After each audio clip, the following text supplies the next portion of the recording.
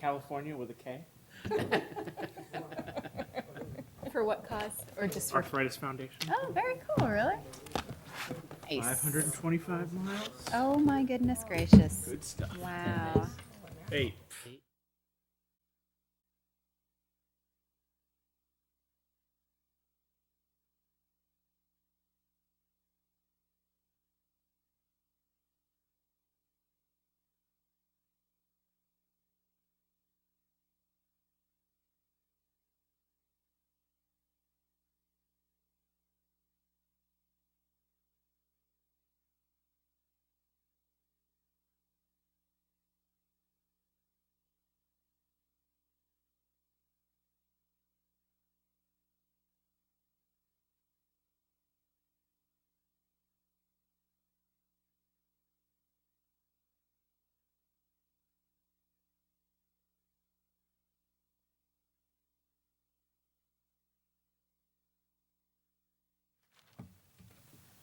So you got off easy today.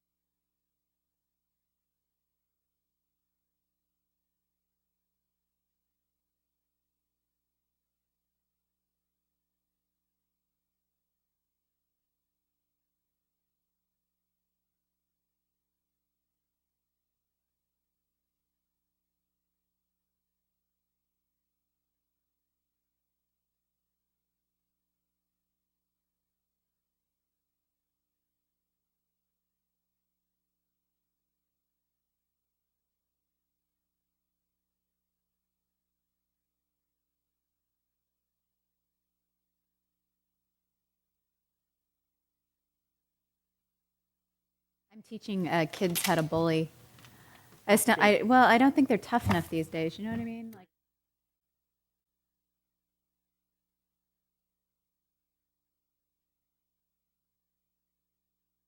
Bullying to elementary schools. I am.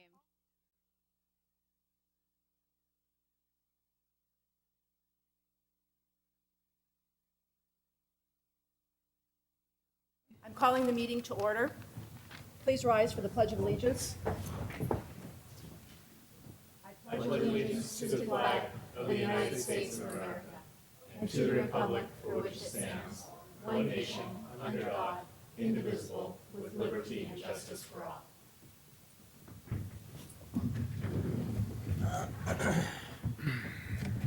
Roll call, please. Commissioner Harper Pedersen. Here. Commissioner Sanfilippo. Present. Commissioner Divney. Present. Vice Chair Marsters. Present. Chair Clapper. Present. Public comment. Public comment is limited to items not on the agenda. The commission may briefly respond to statements made or questions posed as allowed by the Brown Act, Government Code Section 54954.2. However, the commission's general policy is to refer items to staff for attention or have a matter placed on a future commission agenda for a more comprehensive action or report. Is there anyone here who has a public comment about an item not on the agenda? Okay, seeing none, we'll move on to the approval of minutes. Does anyone have any amendments or changes or any other kind of fix-it to the minutes? No? Just us. Okay. Oh, that's right. That's right. Sorry, you two are Three out. We Musketeers. don't even Okay, exist. do I have a motion, please? Motion to approve. Second. Okay, all those in favor? Aye. And two abstentions. Abstain.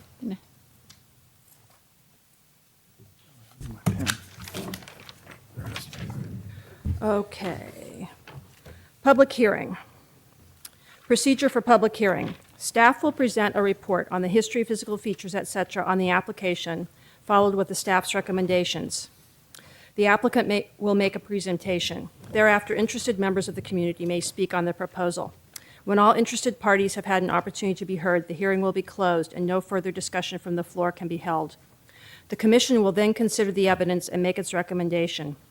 If you challenge a public hearing item in court, you may be limited to raising only those issues you or someone else raised at the public hearing described in this notice, the public notice, or in written correspondence delivered to the city at or prior to the public hearing. Speakers should fill out a speaker's form found by the door and hand it to the recording secretary prior to addressing the commission. The speaker should come up to the microphone to speak since the meeting is being recorded. This will assist staff in preparing the minutes. Zoning ordinance update. Staff report, please. Deborah Nelson, Planning Manager, and I'm joined by Al Savay, Community Development Director. You, Planning Commission last heard this item October 1st and took action to recommend a zoning ordinance text and map to the City Council. And since your meeting, the Economic Development Advisory Committee met and has some additional recommendations for you. Inasmuch as you are the land use recommending body of the city, we felt it important that these issues come back to you. And in the interim, staff also then looked through the zoning ordinance for consistency issues as a result of those recommendations and other things that we have found that also need some amendment. So I will be going over those with you tonight. But they fall in three basic categories: general plan consistency, land use classifications, and the permitting, use permits, minor permit, or permitted for industrial and commercial districts, primarily with the emphasis of advancing economic development. And then also neighborhood transitions, some suggestions we have to further those properties where a residential property abuts a non-residential property or a property that's residential on something else. So I'm going to go through each of these and then I will come back and we will ask you to discuss each item independently and take a motion.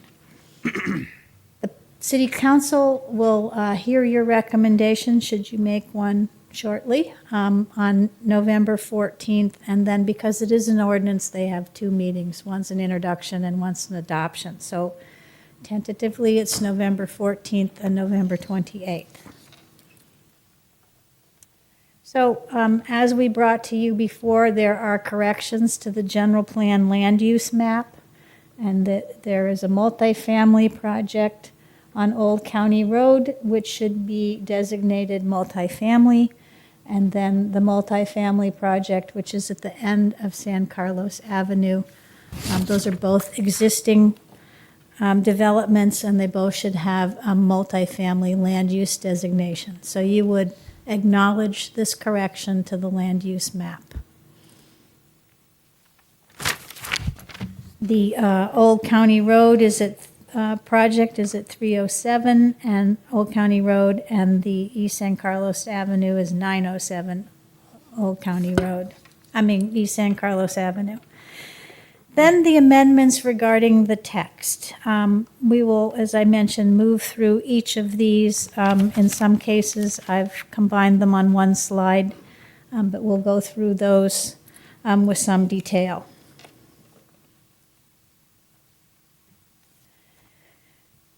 We'd like you to consider the second units. We did not bring this forward to you initially, but we have had lots of requests through the years for second units, which are, we have a second unit provision which was established in 2003, represented the state law. We have regulations for when the second unit is attached, and that means an out kind of building. And those are fairly strict because they usually ended up in the back rear yard and adjacent to other properties. So they're small, 640 square feet. And we also have provisions for second units that are built within the home.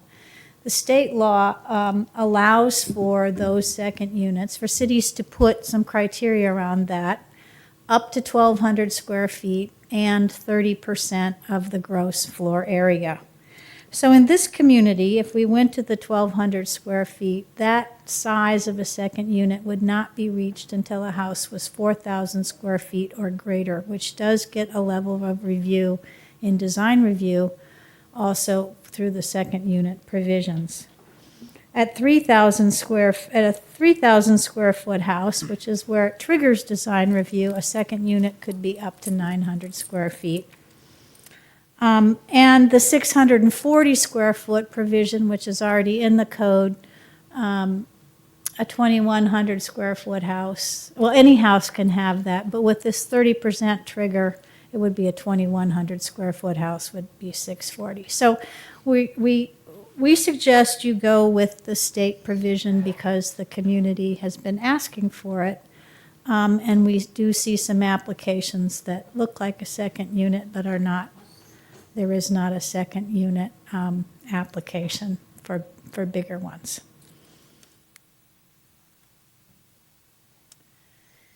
In the mixed-use district, there are changes to automobile and vehicle sales and leasing. Our initial recommendations were to keep lots of the auto-oriented uses off the El Camino and also out of the downtown area. EDAC has recommended that the use be allowed with a minor use permit provided the use is conducted in an indoor sales and showroom, and that it be changed from conditional to a minor permit in some of the districts. And they used as an example specialty sales, which is on El Camino. It's in a completely enclosed building. There's no sales outside. So it, in many ways, operates like a big retail use.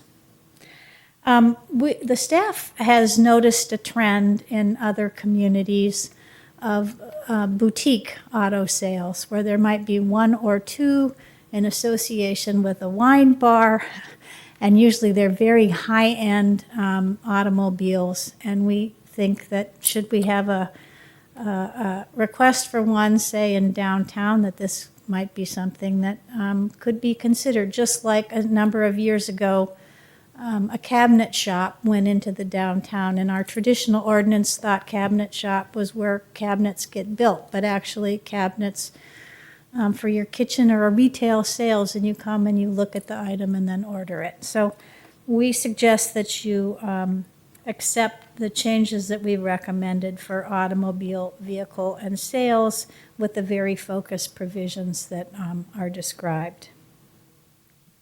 Then regarding lodging, we did make some changes. You all made some changes regarding lodging on East San Carlos Avenue for no motels and hotels. But bed and breakfasts, we think they're described as being only in residential structures, and we think that those ought to be permitted where there are residential structures in commercial districts that they could add to the district. The last one is animal care. This is one that the staff noticed. It was an inadvertent not carrying forward what had been in place before in the MUD, which is really the area off Laurel that is north of San Carlos Avenue between Laurel and Hawley. There is an existing animal care facility, and they had been allowed in our existing zoning ordinance. In the industrial districts, and I have about 3 slides here, this was primarily EDAC's focus. Yeah, they talked about public and semi-public uses, specifically college and trade schools, government hospital offices and hospitals and clinics. We recommend that you accept the changes suggested by EDAC for conditional use permits for public and semi-public uses in the industrial district. There was an attempt in the zoning ordinance to further define the industrial districts to target certain kinds of uses in certain areas. And the EDAC's emphasis was that conditional use permits really ought to be evaluated for these kinds of uses. And they cited, for example, the recent purchase by the county of the Circle Star office, which took it off the property tax roll. So they said we should have conditional use permits, even though offices is something we would want in those districts. We want a certain level of review for certain kinds of these uses. For automobile and vehicle sales, they suggested a conditional use permit in the IL district. We think that's inappropriate. Those could happen in the IL, and you would want some level of review again. Also in the industrial district, use permits for offices. There was conversation regarding this, specifically around the district, and I need my map in front of me, adjacent to PAMF. It's the IP, PAMF, and where Nectar used to be.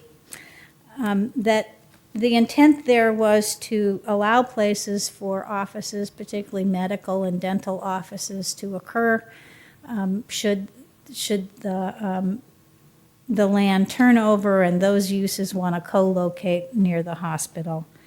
EDAC suggested that we not have them be permitted, but have a level of review so that conditions could be put on them if appropriate. So they're suggesting conditional use permits in the industrial districts for offices. And their recommendations for the IL, the IH, which is primarily the land adjacent to the freeway, but also between Old County Road and industrial, that use permits used to be, are required in our existing zoning ordinance. And they said that's no different than what we've got, just carry it forward. That the general plan says enough about where we want offices to focus the potential development. EDAC also suggested that we prohibit personal storage in all commercial and industrial districts. There are 4 existing. They all have freeway frontage. They're all north of Holly Street. And based on a phone survey we did recently, all of them have space available. So 4 personal storage facilities may be what the community needs, and we don't see an issue with prohibiting them. They would fall under the non-conforming use provisions, and they are allowed to make improvements and just continue as they are. Lastly, in industrial districts, the EDAC recommended for wholesaling and distribution in the IP, a level of review that staff thinks ought to be greater. We think it would detract from wholesaling and distribution in the IP, which again is this area adjacent to the highway between the Palo Alto Medical Foundation site and the former Nectar. That really detracts from what the intent is, which is to get really freeway frontage, high-end, high-employer businesses, and warehousing and distribution, if it's allowed, should have a conditional use permit. Then for the commercial districts, we then looked at, because EDAC didn't focus on the general commercial and industrial, and if you remember from the general plan, that is the district, has freeway adjacency on both sides of the freeway, and it is the district that's to allow the most flexibility. It could be commercial, it could be industrial. And so based on EDAC's recommendation regarding colleges and trade schools and government offices and instructional services, we looked at the GCI and carried forward very similar recommendations.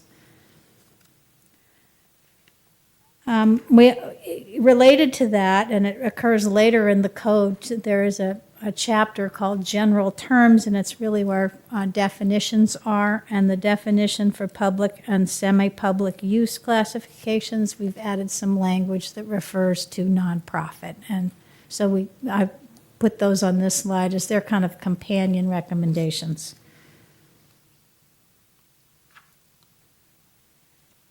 And then I would like to talk about residential and industrial adjacency. In the minutes of the EDAC, you will see that they took an action that said any change to zoning which limits floor area for industrial properties that border residential should allow the property owners to maximize the ground floor space rather than increase height.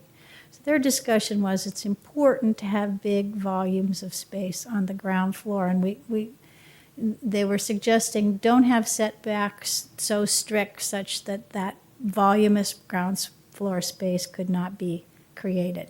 That the likelihood of height for many, many industrial users is lesser than the floor space.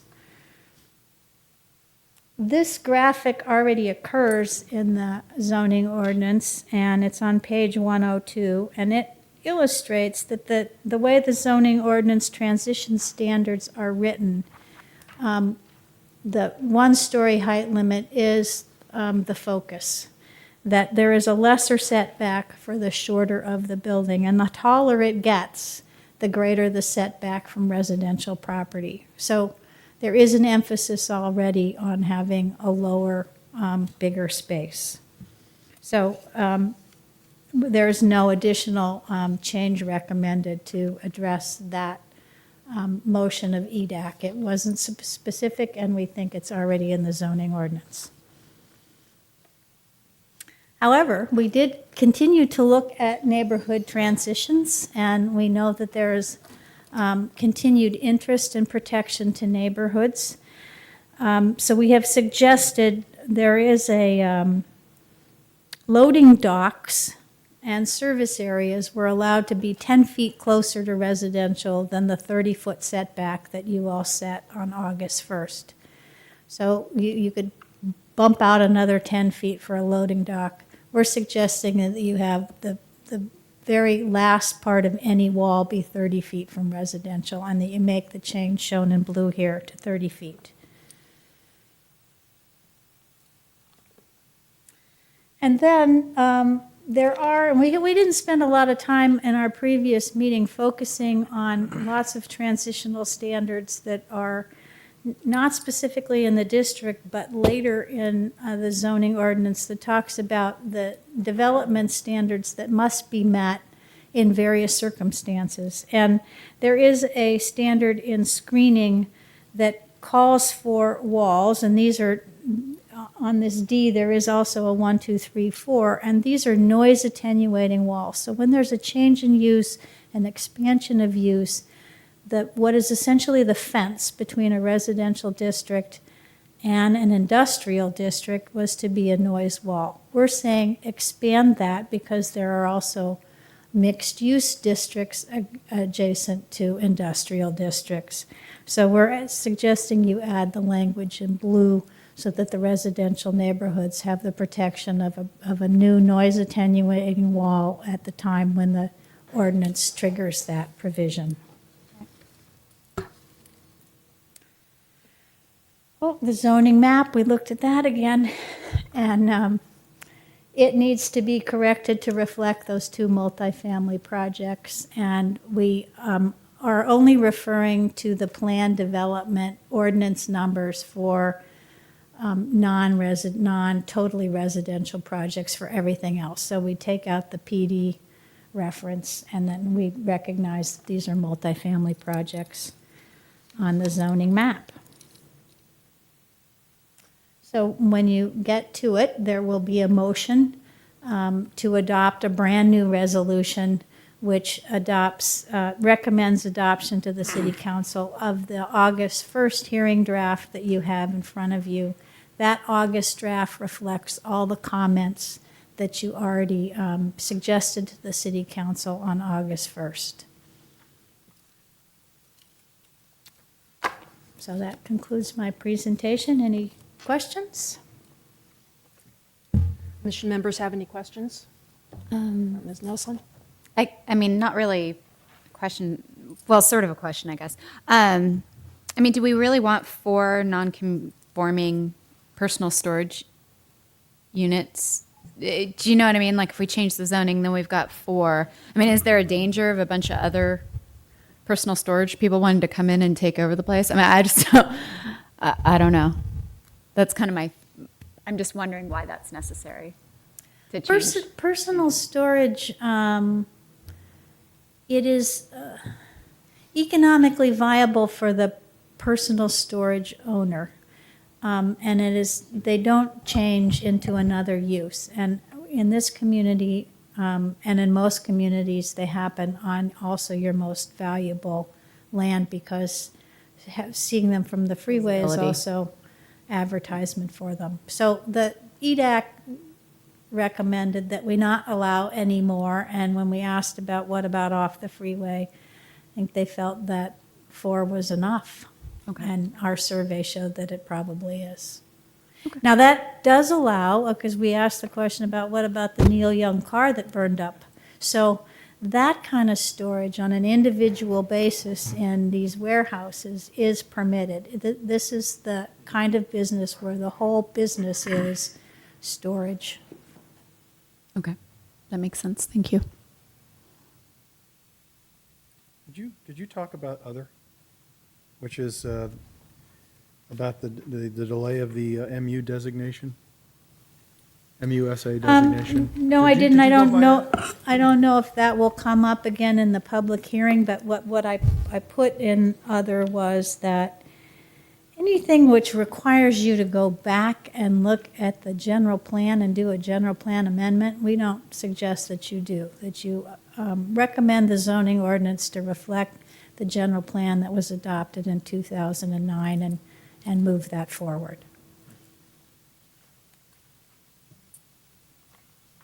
Questions? Commissioner Mercers? Commissioner Dibney? I have a couple of questions here. So, looking at the changing for the public and semi-public uses, I'm assuming that the recommendation to change that is coming from staff primarily, because I was reading the EDAC minutes as reflecting that they did not agree on that being something that they actually wanted. So I wanted to confirm that it was, the idea came up from EDAC, but staff decided that actually they do like that idea. Their vote and the discussion they had around the vote was whether it was legal to specifically name nonprofits. It's not. But their discussion, even though the motion did not pass, it was split, their discussion was based around, shouldn't we have a higher level of review of these kinds of uses? And from that perspective, staff went back and looked and said, yes, and these are the recommendations that we would bring forward to you. So we don't think it's inconsistent with EDAC, with what EDAC did or did not do. We think it just sort of furthers the discussion and puts the land use decision into place. Okay, thank you.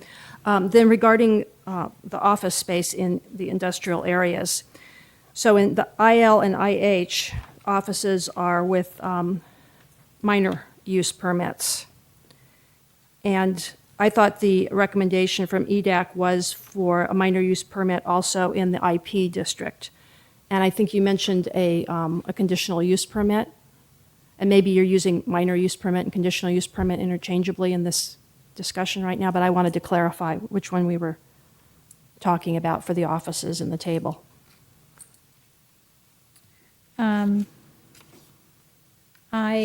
We went to the conditional use permit, and in the staff discussion, particularly if it's one of these great big properties, there's going to be a process that probably will be a planned community conversation and other kinds of permits, and that there would be in essence, a conditional use permit, so.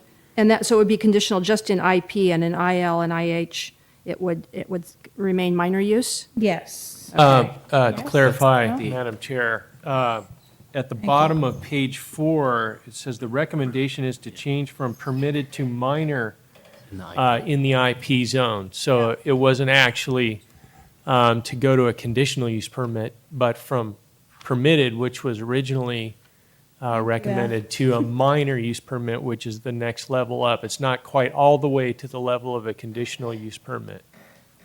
So it's actually one step above as opposed to Just two. in Okay, IP. Sorry. Just in the IP zone, yeah. Right. The other zones.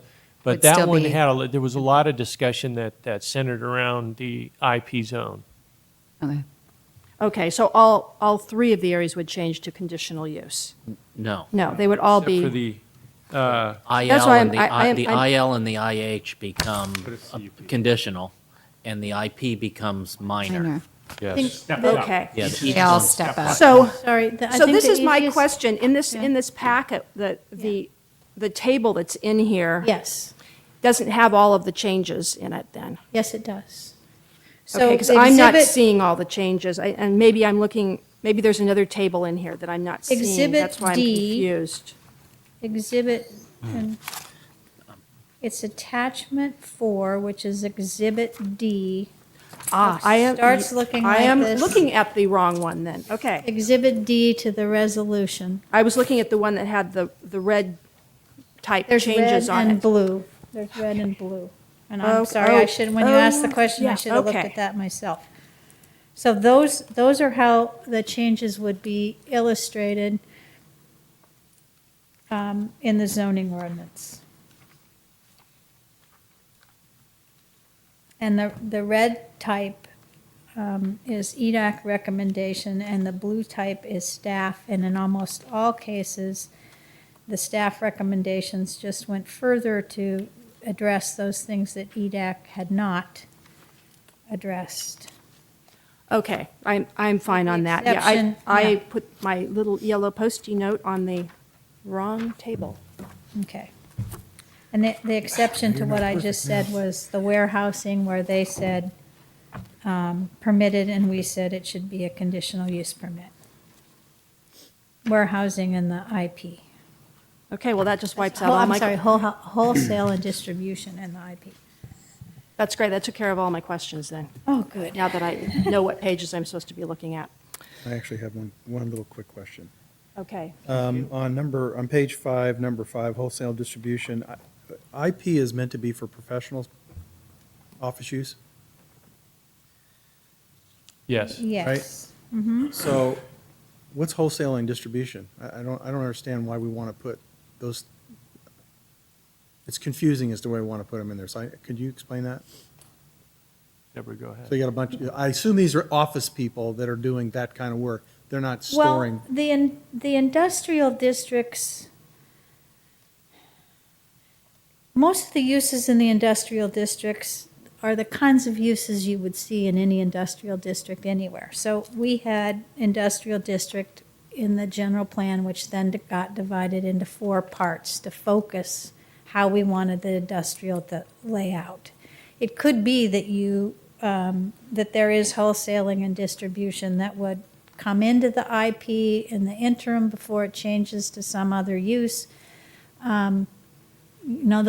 Those kinds of businesses like freeway frontage too. So we just said, if that occurs, let's have it be a conditional use permit, not permitted, because the freeway frontage is your best piece of property. So the only reason I bring it up is because it almost takes away from the integrity of the IP Right. designation. Yes, and so there was a discussion about, there's sort of two sides to the economic picture. And, one is from, if you're, the city side, and then there's the real estate side. And so I think the intent here was to give a broader ability for the property owner to be able to lease to, or rent to, or sell to a broader range of use possibilities. And while staff is in agreement, like wholesaling, if cities can do okay if you have a big wholesaling company that goes in there and sells a lot of merchandise, cities get the retail taxes from that. But if it's just a distribution warehouse where you don't get point of sale, then the city doesn't make those returns. And so it's sort of a balancing act. While staff is pretty much in agreement with the wholesaling part, the distribution part does raise a question about, the uses that ought to be allowed in the industrial professional zone. However, that's kind of the way that the discussion went, is to allow a broader range of uses for, property turnover, investment, reinvestment, returns for the owners of the property. So the other three areas that they can go to are not big enough? I mean, I understand the logic Yeah. now. I mean, I know exactly what you're talking about, but I'm Right. just kind of seems weird that we're kind of really just calling it industrial. If it's industrial, anybody can go in there. And I really thought the professional designation was meant for developing, think tanks and people who do that kind of stuff around the hospital and all that. And all of a sudden we have wholesale and distribution there. It just kind of seems to be at odds with the concept of what was trying to be accomplished. Yes, and we had a very long discussion about that with EDAC, and that is the case. I think when staff brought this to the Planning Commission, and we discussed it earlier in other study sessions, that was the intent, is to distinguish the industrial professional zone for good, high-paying jobs to industries that the city wanted to attract. And so, in particular, again, with the distribution part, if you get a huge distribution company that's internet-based that needs a lot of square footage but doesn't return it and, give a positive cash flow to the city, then, that does raise a concern on staff's part, as well as the fact that you could potentially not be getting the businesses that you want to attract in this very unique and special area. So that's up for discussion, I would say. Okay, thank you. And that was the only question I had. Okay. Questions from the other commissioners? I'll wait until after we hear from. Okay. I do have one more question. And this has to do with the table for the mixed-use districts and the automobile sales. So is this being limited to the properties that do have frontage on El Camino or don't have frontage on El Camino?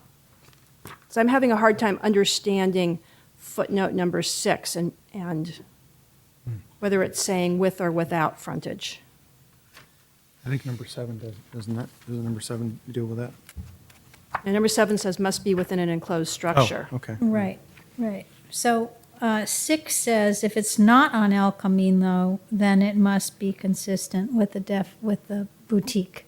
Right. Because most of these districts have frontage on El Camino, some of them go over to Laurel, so we don't want the same kind of use on Laurel as we would permit on El Camino. Okay. So because Or restriction. I thought that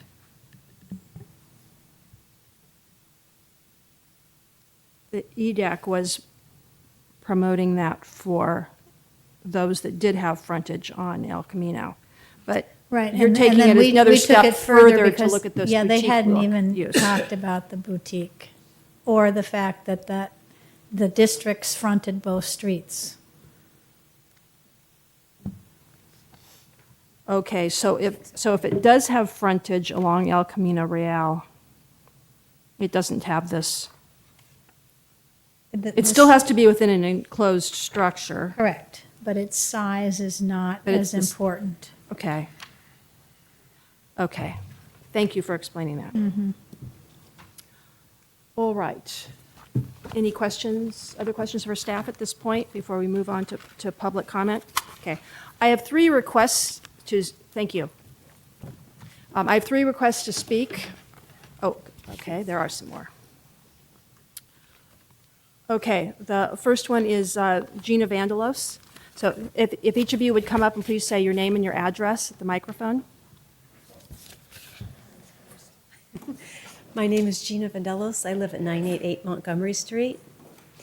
And as I understand it, the proposal between the East San Carlos and Montgomery Street border between business and homes is 6-foot fences. And I wanted to consider you making them perhaps 8-foot fences, just to make more of a buffer between the homes and the businesses, as well as large trees to separate the two areas. And the other thing I wanted to mention is between the homeowners and the business areas, I wanted to speak to kind of that buffer zone. Right now, there's no, as I understand it, there's no regulation on business doors that access in the rear yard of the buildings. And I really think it's important to have a buffer. Just 2 nights ago, we live right at the business, and the business doors open up. I mean, it was 2 a.m. and they open up, and there is activity going on in these businesses, though not loud, humming, occasionally a clank clank. But on a warm summer night, windows are open. We really feel these business doors wide open, and we're very close to the business. So I just wanted you to kind of address that as far as making more of a buffer, especially to businesses that have access doors in the back of their property. Thank you. Thank you. Okay, Dimitri Vandalos, please.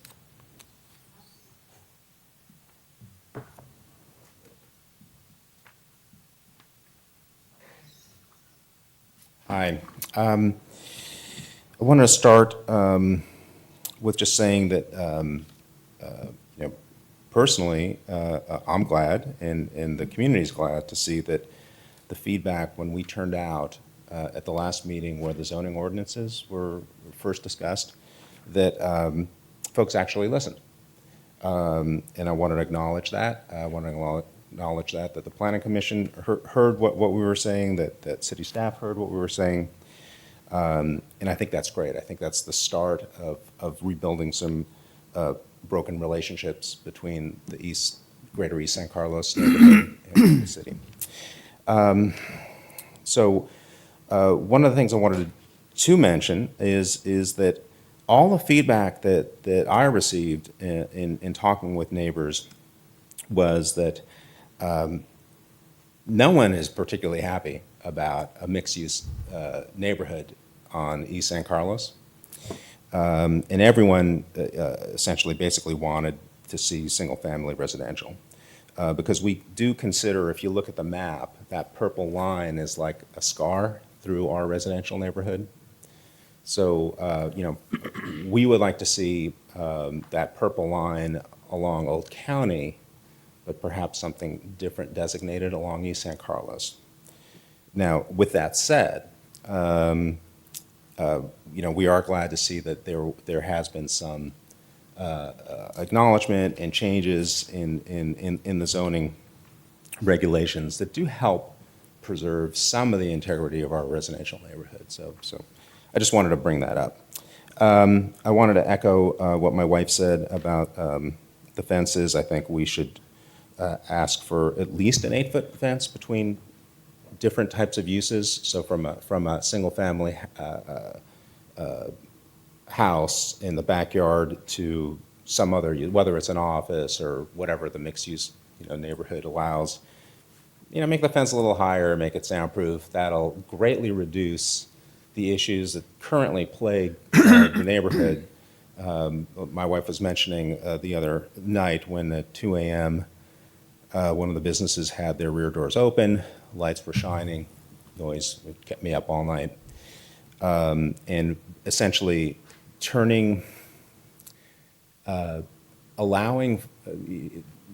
making issues like this that are structural is problematic when the only recourse is to call the cops, right? So it's like a drag for me to go, am I going to piss off the guy who's working there at night, who's trying to make some money, right, and call the cops on him, right? It just puts us into a poor situation. So that's again why I want to stress stuff like a buffer zone, 8 feet high fence, stuff like that would sort of mitigate those types of issues. So Another thing I wanted to bring up, oh, also the access doors. Forget the access doors in the back, particularly if they abut the backyards of residential. You put access doors in the front. I mean, it makes sense.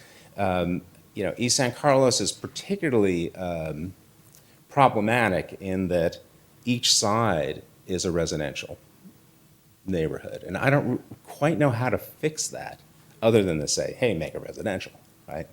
But certainly along the border of the neighborhood, the periphery of the neighborhood, I think it would be simple enough to say, yeah, no access doors along the back. We can find them along the side or the front or something like that, because that is industrial, either light industrial or heavy industrial designated zoning. So I think if we sort of creatively think about where to put that kind of stuff, we could cut down on the enforcement issues that occur that, we've seen happen with In-N-Out Burger, and we constantly see with the other businesses. So let's structurally address some of these issues as opposed to turning them into enforcement issues. A fourth point that I wanted to make is I think it's great that the city has and city staff have taken time to develop a general plan. Was 1.5 years, 2 years or so, to put that together. Where I feel that it is a process where we could improve, and I mean that across the board. Not just with city staff, but with the commissions and the process overall. Is we had 1.5 to 2 years to develop a general plan. We had 2 weeks to respond to 400+ pages of specific zoning ordinances, and let me tell you, it takes quite a bit of effort for folks who haven't volunteered to be on commissions to read through all of that type of documentation and to try to catch those gotchas and those issues which may inadvertently slip through city staff, because it's a lot of stuff to go through. I mean, we initially came out and it was, you could build flea bag hotels behind our houses, and it's like, yeah, of course the neighborhood's going to be up in arms. But if we allow ourselves a little bit more time, allow neighbors and improve the outreach to the communities, I think we could mitigate structural deficiencies that occur, and we could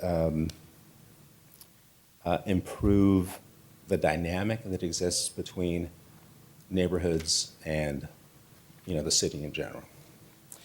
I want to stress the green belt behind East San Carlos along the entire community, that buffer zone of 10 feet. We feel that is critical. We also feel that a 35-foot limit along the external border of our community is something that is critical to maintain. Northwood, Taylor, Fairfield Industrial, Holland Terminal. Nobody wants to live in a neighborhood that's surrounded by 50 feet, and in some cases 75 feet, depending on the zoning, high buildings. And you can say, oh yeah, but we have some kind of setback, but it's not enough as what's currently there. Special consideration for these transitions is very important. I did notice some great stuff in the documentation where certain use cases, it would need to be soundproofed. Things like that, perhaps a more liberal use between residential and other types of uses would be good to do. And the last point I'd like to make is that I hear a lot about the rights of property owners, the people who are on the industrial side. But I don't hear a lot about the property rights of the people who currently live there, of the residences. And so while we look at these ordinances, while we discuss what makes the most sense for the city, is to realize that we're property owners. We have rights. So thank you for your consideration. Thanks. Thank you. Ben Fuller, please. Good Good to see everybody. It's been a few months, I think, or maybe just a month since I've been here, but I do feel like what Dimitri said is true, which is that we're starting to work together better, and we appreciate that. When we started this thing 5 or 6 years ago, we lost every battle, and now we're winning a couple. We're still making some compromises. I think a lot can be said about Al's doing the same. We've been reaching out to each other, and it's been improving, and we appreciate it. I wanted to ask Deborah if she could pull that slide back up with the setbacks and heights. Is there any way we could get you to pull that up again? That's the one I was. Do you want to do, would you be able to do that now, or you want to do that as a response? So while she's doing that, we all know about the situation with In-N-Out, and that we're dealing with that 65-foot neon sign, and that we're now talking with In-N-Out about how to basically insulate that sign with trees and different levels. So we're talking about having a level within the back of the properties of GESC landowners, and we're talking with Al and the team about, can there be street trees put on industrial, embedded street trees that would accentuate the trees that go in the back of the properties to essentially block out that neon sign that everyone approved. So that's an example of kind of planning that doesn't totally work for the neighborhood that we're trying to work with. And as we go forward, we're trying to avoid those kind of things a little more. And so the reason I wanted to come to this thing is because this particular diagram shows kind of what we don't want. What we're really looking for is something uniform that might have a little bit of flexibility, because first of all, I want to say I'm a big fan of free enterprise. I'm a big fan of the industrial landowners' rights to own that land and make money off it. I really like hearing Al talk about how we can bring in more revenue for the city. I think all this stuff is really important, so I don't want to just speak from our homeowner side. I want to also talk from their side. What's concerning about this particular diagram is that if you're at 50 feet tall and 50 feet away, that's like a telephone pole plus 15 feet at the end of my lot. Just literally, there's so much height relative to the distance that it would never work.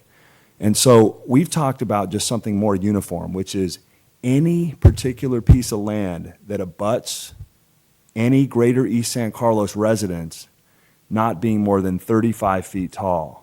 Now, we're not talking about Old County Road and the Transitville's right now. We're going to leave that out because we know that's a much larger conversation in the future, and I think everyone knows where we stand on that, but we won't bring that up. This is really about Taylor, Terminal, and Industrial, and the height of those properties. Now, we've heard a lot of good feedback from EDAC that most of these property owners don't actually want that much height. They'd rather have more floor usage on the ground floor, more lot coverage on the ground floor. We still, however, think that those 30-foot setbacks are crucial. So I'll simplify it really simply. What we want are 35-foot height limits and 30-foot setbacks, Taylor Northwood, Terminal Hall, Industrial Fairfield. So that's the periphery or the perimeter of Greater East San Carlos. Now, can there be special cases and special instances? Perhaps. But we'd like to have something that's pretty uniform that doesn't have to bring us here all the time. So I'm going to end on one thing, which is part of the reason that we're always here is that there's been sort of a historical mistrust that's developed between us and the folks that run the city. And we're breaking through a lot of that. And by getting some simple language, like Al and I were talking, we were saying, well, should it be 30 feet tall when you're 30 feet away and then 35 feet tall when you're 35 feet away? And Al said that might be a little confusing. So we'll give you guys the 5 feet. Let it be 35 feet tall when we're 30 feet away, okay? But what we really need are the simple structure, 35 feet tall, 30 feet setbacks. Within the setback, 10 feet of vegetation, which we're calling the green belt, which would surround the entire Greater East San Carlos. We already have Old County Road trees going in. Looks like we're now going to get industrial road trees going in. All we're going to need are Taylor, Terminal, and the other side of Industrial and Holly. And we can have an entire green belt around our neighborhood that creates that coverage and that allows us to live happily with our very important money-generating neighbors in the industrial areas. Thank you very much. Thank you. Karen, can I ask him one real quick question? Yes.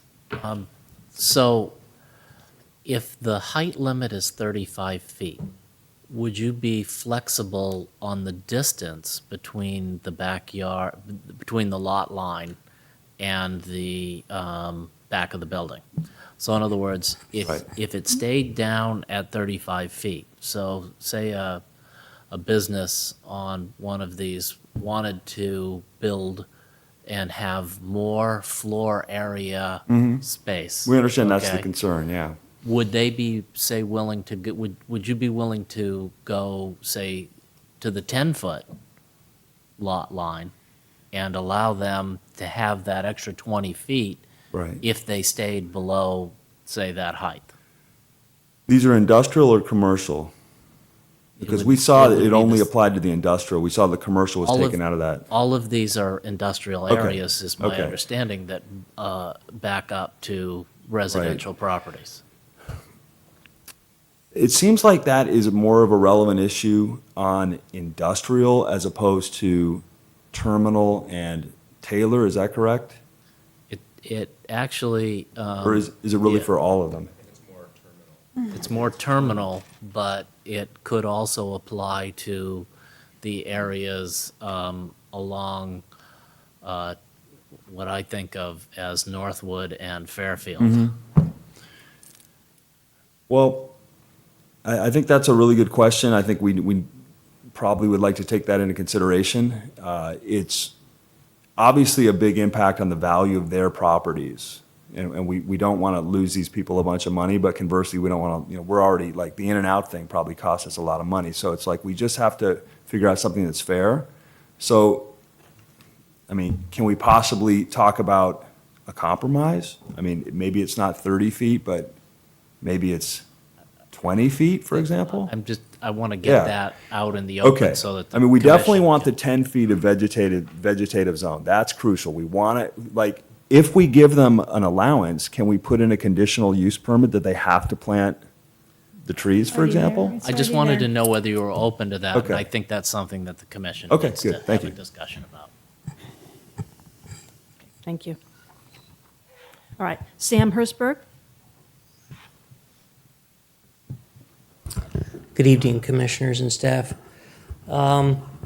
The past is the past, the future is the future, and that's what we're here to talk about tonight, is not what has occurred in the past, whether it was Harbor Industrial Area that used to be under unincorporated county, or if it was under the jurisdiction of San Carlos, and what land use patterns over the last 50, 60 years have been allowed to develop directly adjacent to the 60-year-old residential neighborhood that is the Greater East San Carlos neighborhood. We appreciate Deborah now coming out to our neighborhood meeting and having the discussion with about 80 of our residents who were there with the 3 proposed city council candidates. At that meeting, there was a lot of talk about the height and the setbacks around the neighborhood. And as Ben was mentioning, 35 feet with a 30-foot rear setback with a 10-foot vegetated buffer was what the community was asking for. A single-family residential development has a 20-foot buffer in the front or rear. I mean, that's just a no-brainer, just like most other developments. The thing is, we really need your commission to recognize we're talking about a sensitive land use, which is the residential development. And we are the sensitive land use that needs to be protected from the industrial. And most of these structures are one-story structures. There are a few that are two-story structures. But just to give you a sense of the kind of impacts that we've been experiencing as a result of industrial directly adjacent to, and sometimes with 0-foot setbacks, we've had fires break out at the logging business on Old County Road that threatened residential structures because it was 0-foot setback and the wood burnt out of control. We've had odor issues from bakeries. We've had, we appreciate the city put in odor controls at In-N-Out because we wouldn't want to be smelling burgers 24 hours a day. In terms of access doors, I appreciate the fact that you're making them 30 feet from the rear setback. Quite honestly, I think they should be on the side setback, and they should be as far away from the residential as possible. Why? At the last Planning Commission meeting, we heard that you heard that we were experiencing garbage pickups of commercial and industrial businesses at 4:30 in the morning. Where are the garbage cans? By the rear loading dock. We don't want to experience that, quite honestly. We understand those garbage pickups have been moved until 6 a.m.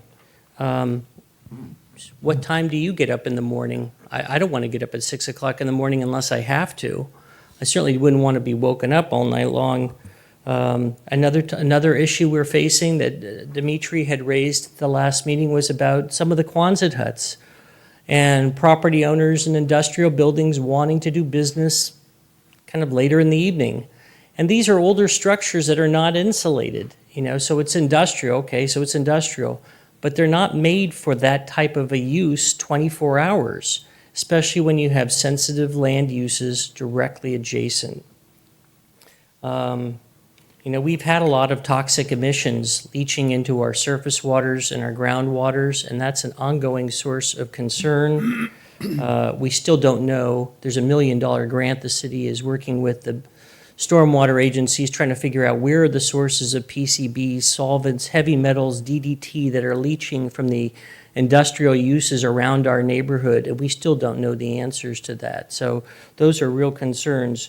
Garbage and access doors. We've got to figure out a better way of having garbage pickup than waking up residents at 6 o'clock in the morning instead of 4:30 in the morning. The setback that Scott was mentioning, we've got to have the vegetated setback. We need to have the screening, buffering our community in the future. We need to have the height limitations. The way the zoning read, buildings could be 50, 75 feet tall. We cannot live with 50 foot, 70. We're already living with a neon sign that's keeping people awake at night as it shines through their bedroom window. We cannot live with a 50 to 75 foot structure directly adjacent to single family. There needs to be a height restriction. I appreciate the desire to maximize the floor area. Quite honestly, every residential property owner would like to maximize their square foot area on their lot. I live in a 1948 structure that it was built with a limited floor area. Sure, I would love a bigger structure. That if that's possible. Industrial, the real significant industrial uses should not go directly adjacent to our neighborhood on Taylor, Terminal, Industrial, or Hall. Those are the areas of concern. We're not talking about all of East San Carlos. We're talking about specific areas to buffer the residential districts.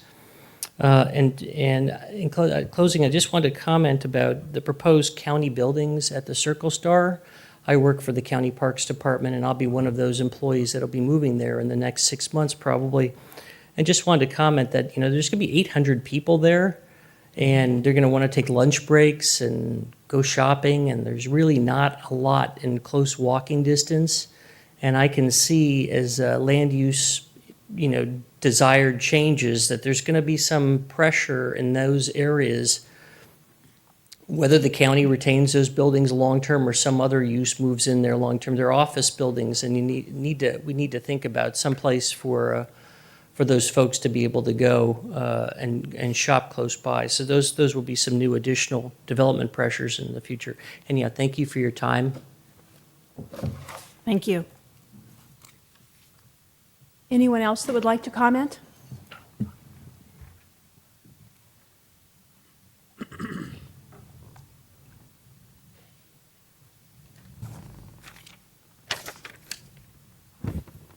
Bonnie McClure, 128 North Avenue, San Carlos. I commiserate with the people with the sound. I know I have a friend that lives in Montgomery, and we were talking about her hearing the industrial sounds in the wee hours of the morning. And I am concerned, though, about having 30 feet of solid wall surrounding I'm just wondering if, when you drive down Industrial and you see every building going to 30 feet because a property owner, he's going to get his maximum, if he's going to rebuild on land, he wants to be able to have some kind of design, or I would hope the Planning Commission would want them to have something that looked decent. And I don't think you're going to like a row of everybody being exactly the same. And so I was wondering if you would consider step back like that is, and with the height out on the industrial side, under special conditions, I forget what you call it, you could say a variance or something in the ordinance so it would allow for articulation with architectural control by the Planning Commission, so that you don't have this just solid wall around there. Thank you.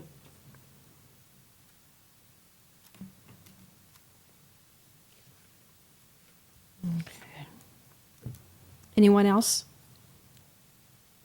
All right, thank you. Would staff have any response to any of the public comments, in particular regarding buffer zones and rear doors? Yes, I have a couple. So as I mentioned before, the zoning ordinance is divided into articles, those that apply specifically to the district, commercial, industrial, residential, mixed use. Then there are other parts of the code which set regulations that apply to some or all districts, and then there are these transitional standards. So I do see that if we look at residential abutting anything other than single-family residential, we might look at the code one more time to make sure that everything comports with a transition that you all decide on. There is language around this 6-foot noise wall. There's also language that says in those same circumstances you can have an 8-foot fence. We might want to say the noise wall can be 8 feet or should be 8 feet. That's a suggestion you might want. There is everywhere in the code the 10-foot landscape setback, and depending on the adjacency of land use, there is greater requirements when it's a commercial or industrial next to single-family residential on the size of the trees, on how tall they get, on how wide they get, and on the planting frequency, how close they're planted next to one another. So you may similarly say, we don't care what the district is, everything next to RS, that should all look kind of the same on that buffer. But there is the 10-foot planting strip. You might want us to look to make sure that it's always the same for every backyard in the greater East San Carlos neighborhood, no matter what the adjoining land use is. Let's see, the loading docks, some of the districts do have emphasis on where the front door is, and that's from a design perspective. Some of them have emphasis on the loading dock kind of thing. I don't think there is a regular setback or description of where a rear access door, and when we talked about this with EDAC, a number of people described, and people who even live adjacent say, well, sometimes those buildings are shoved way back to the wall, and actually I'm looking at the back of the building and there is no opening, and that all the business is done from the street side. In other cases, certainly there are rear access doors. So I think we would want some direction from you also regarding those openings, if that's what if you want us to look for some consistency. I want to say again about the availability. We do e-notify, and the original zoning ordinance that you all saw and had your hearing on August 1st was released July 8th.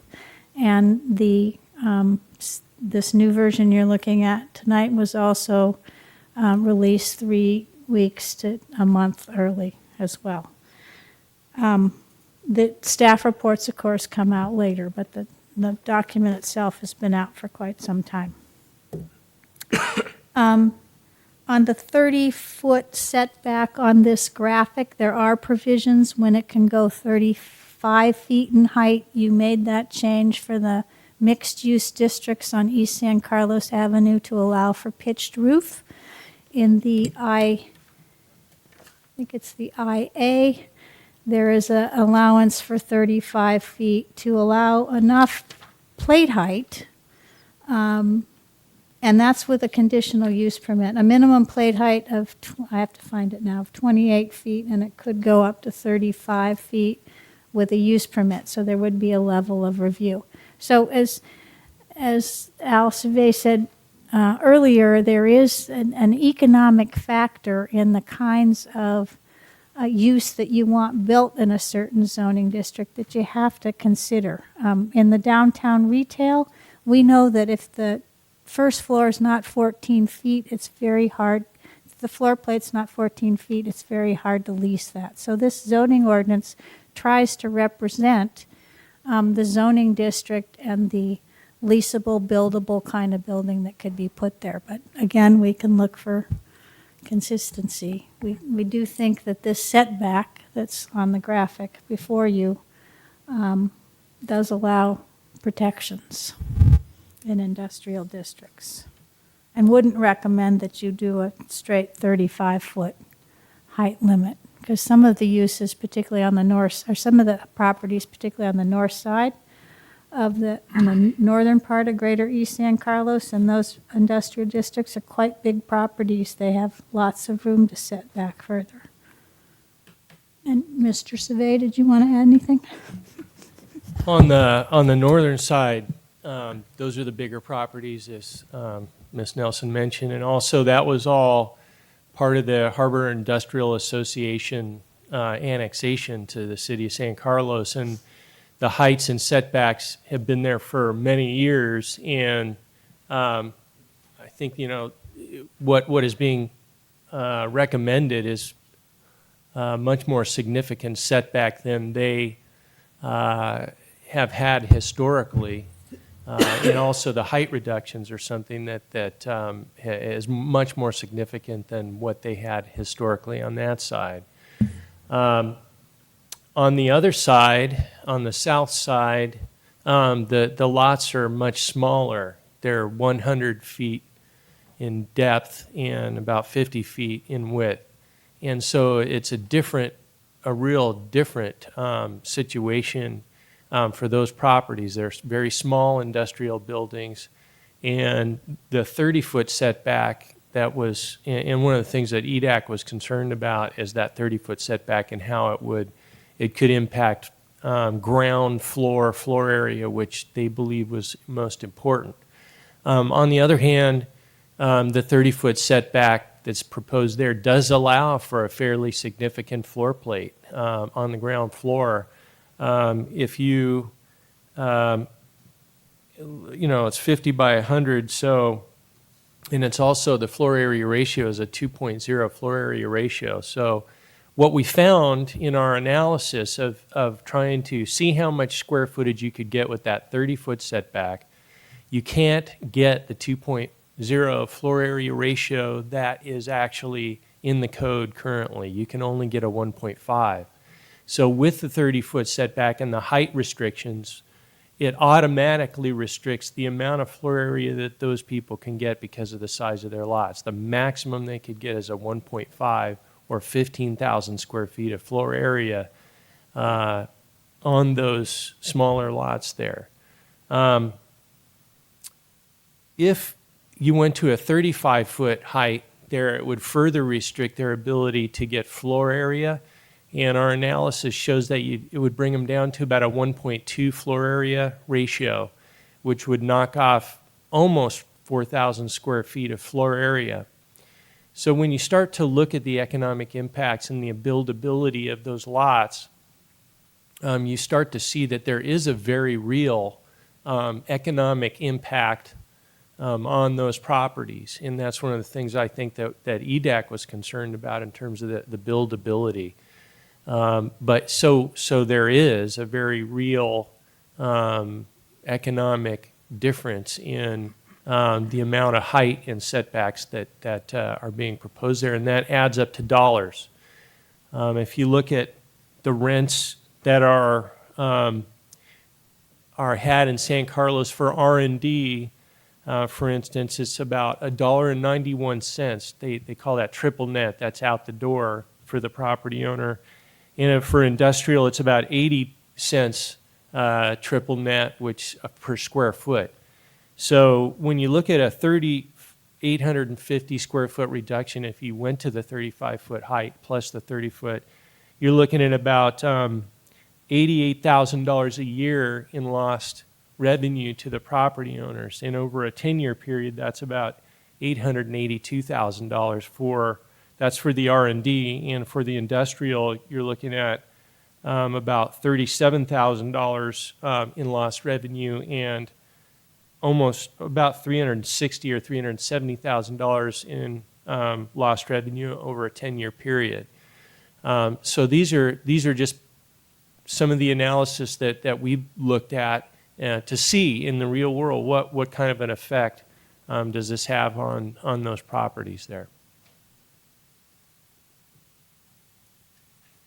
Just to add to the dialogue. Okay, thank you. Okay, did you have an added comment? You need to step up to the microphone, please, and restate your name.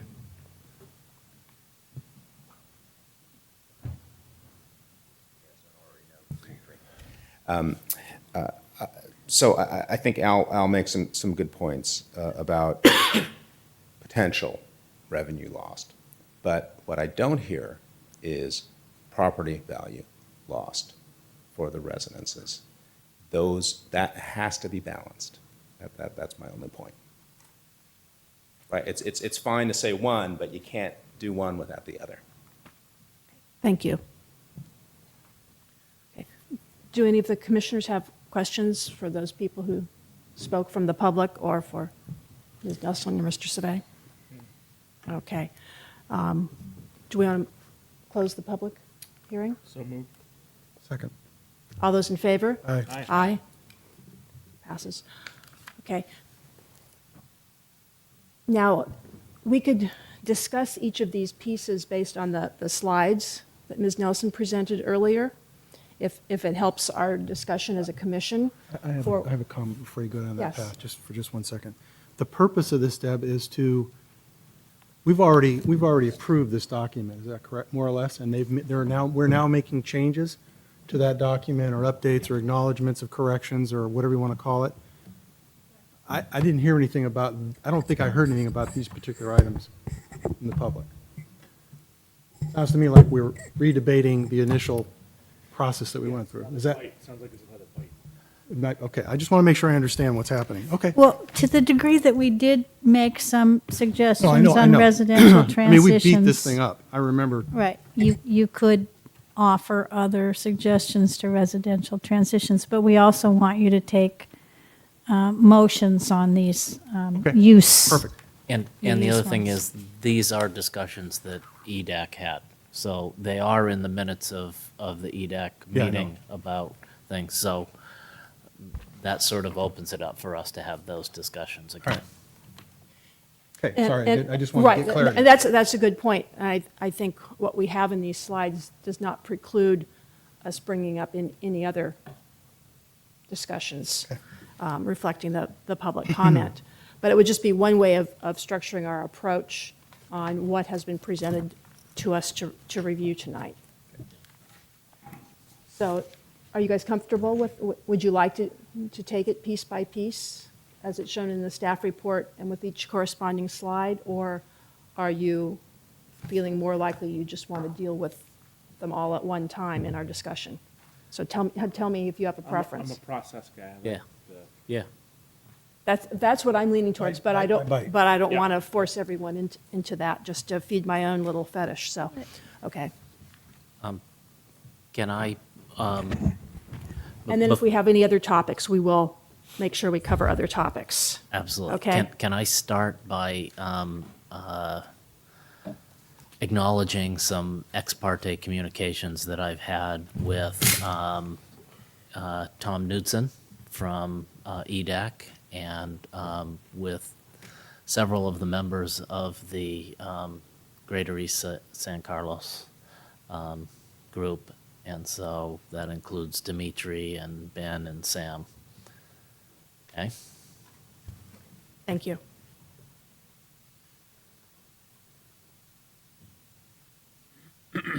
Okay, Ms. Nelson, whenever you're ready. I'm sorry, I have. Or I guess you're I not have doing multiple anything. roles. You're just putting the slides up for us, and we're doing our thing. Okay. I'm going to take notes while I triple task here. Okay. Okay, the first one regarding the, You just acknowledge the corrections to the general plan land use map, and you do that when you adopt your motion, so you don't need a separate one here. okay. And does anyone have any questions about this? Is everyone comfortable being able to do that Yep. Yeah. Okay, then we're going Yeah, to yeah, go for the resolution? Okay, Just wanna then be we'll able- go through this other list. Okay, so The second, first one, second and dwelling this is a big units. one we brought up for you tonight, which is the second dwelling units. And if you have an interest in allowing second dwelling units in an enclosed structure, not the detached ones, to be bigger than 640 square feet. So, before we get to that, the land use corrections are B. What about A? Yeah, that's another acknowledgement.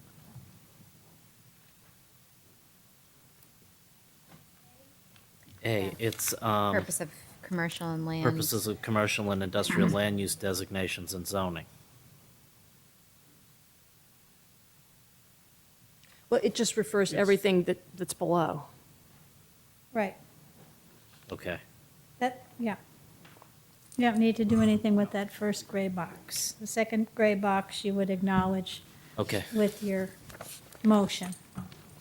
So now we're on the third gray box Mutual regarding process. second dwelling units. And that's, if you have interest, Just a quick clarification, we're Yeah. talking about people that have like a basement, for example, they would use that for correct? enclosed space. Okay. Sometimes in the hillside ones, there is a space that's got, the extra kitchen and all kinds of things and isn't called the second unit, or sometimes it is, and we need to restrict it to 640 square feet, and people have an interest in having it larger, so.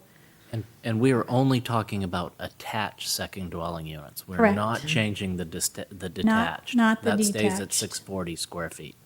Right. Yeah, I have no problem with that.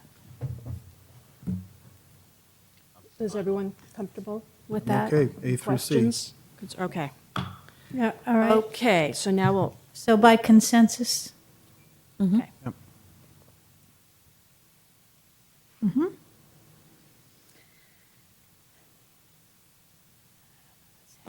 Oops, sorry. Next. Vehicles.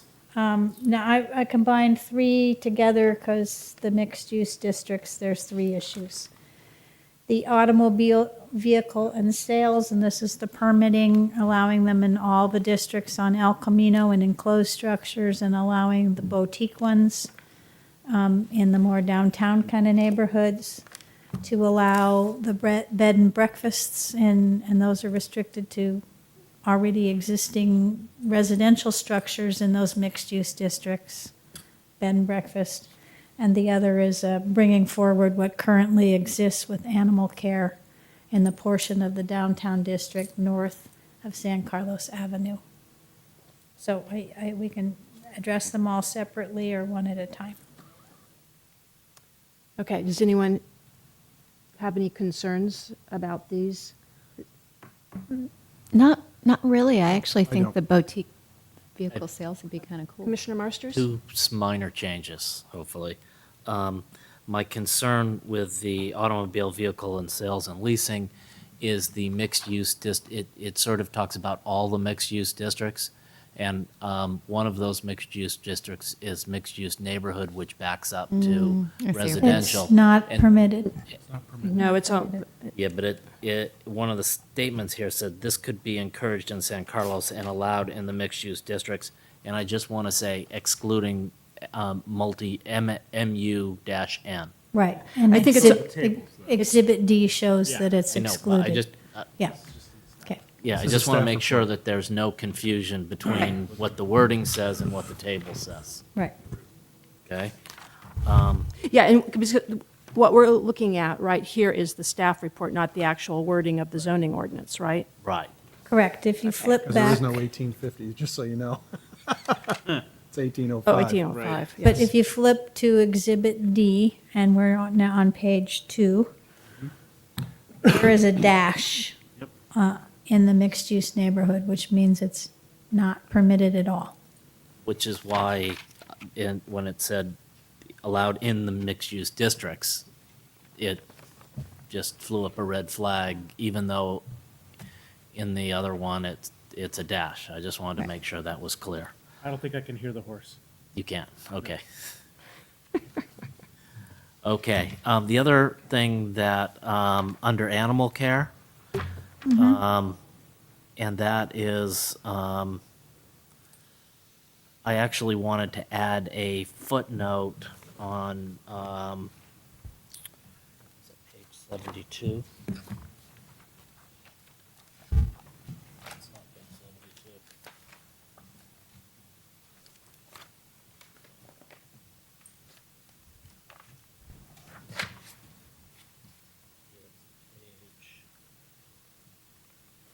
So you're looking at Exhibit D? Yeah, Footnote in the actually, table? the way I looked at it was Exhibit D. So, under grooming and pet stores, under the permitted in the mixed-use neighborhood, I just wanted to add the same condition 5, which footnote. is, footnote 5, which is provided that the use shall be completely enclosed in a building of soundproof construction, okay? If you're going to put the veterinary services, then you ought to have the grooming and the pet stores in the same type of And is, am I looking? He wants to Yeah. put that footnote in. yeah, I just want to, That is on that. but it's on veterinary That's on the services, veterinary- but Oh, not on the veterinary grooming and services. pet Oh, under services. Yeah, I grooming. see what you mean. Okay, I see what you're Right. saying, okay. Just because Thank you. we've had problems in the past with boarding houses and the noise from those, even blocks away from residential neighborhoods, has been a problem. Okay, so that one, your motion on that one would add footnote 5 to the MUN for animal care. For Yeah, MUD. For grooming. MUD. Pet stores. MUN. MUN. Grooming and pet stores. And accept the change in the MUD. Yes. Okay, now, which is going back to the point that you just were saying that that's under veterinary services. This does not show a change for grooming and pet stores. Right. No, he's asking for one though. So we're going to change for MUD and MUN. He was always saying Yes. MUN. I know, but the comment here is talking about MUD Right. in the staff report. So Right. it looks like the, And I'm, That's different. I'm That's okay with different. that. I'm adding in something about It's not the here. animal care. right. It's not Okay. here. But I'm also seeing that what is being recommended in the staff report is also not in the table. I see what you're saying. That's It different. might- Got two different things going on Yeah. here. Okay. MUD becomes conditional. Oh, yeah, there you go. Does that make sense, what we're talking about? Veterinary services, So are we talking about veterinary services or grooming and pet stores? veterinary services as permitted with a conditional use permit in the MUD. So it's shown in blue on page 2 of Exhibit D. That's the change recommended. Okay, because, all right, so there, that's, then- I think the confusion is in the staff report portion, it just refers to it as animal care. And then when we get to animal care, there's the two different portions of it, grooming and pet stores and veterinary services. And I think that we have some confusion over which one were we talking about? We were talking about veterinary care and. Veterinary. I will have to look to see the definition of grooming and pet stores. It might not have a footnote 5 because that's already in the definition.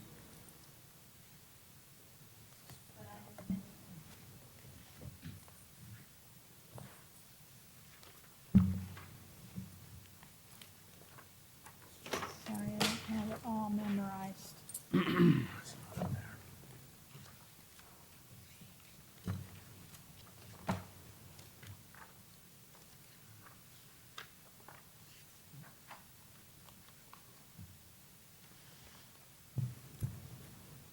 Okay, we can go, I'll look it up. Okay. Okay, so So does that With- solve what's written here for you? that So we're works. okay with what they're asking, what we're being asked to approve, as opposed to what Scott's talking about? No, we're getting clarity on, Right, whether it should be included or not. I understand that. But based on what we're looking at here, So which is either- adding animal care to the MUD group, it's changed. well, that's for vet services, because it's in blue and it's for seat and the footer 5. Right. And then we're checking on what the definition of grooming and pet stores are, because it may be that has to be So- enclosed. Because so it's an ken- animal care Kennels item. is a Got it. separate classification. Kennels is not in this district. Grooming and pet stores focuses on retail sales and those, a bath. We haven't, really have not had an issue with those, but we could add to the definition of grooming and pet stores that, that those buildings be noise-proof or something. I'm less concerned in places where it's not going to affect residential Uh-huh. areas. So that's why I was looking at MUN specifically and not necessarily the other areas. Okay, well then, Okay. you're a happy camper. Yeah. Okay? Perfect. Yep. All right, we done with mixed Okay. use then? Disclosure. Is there The name animal care could consensus be on anything. those 3? Yep. Consensus, yes, there is consensus on those 3 for the mixed-use district. All right. And with the change recommended by Commissioner Marsters. Okay. Industrial districts would be, and so there are 5 of them. The first is to accept the changes for use permits for public and semi-public uses. And if you look on Exhibit D, Exhibit D. these are represented on page 4 in blue type. Conditional uses and a minor use.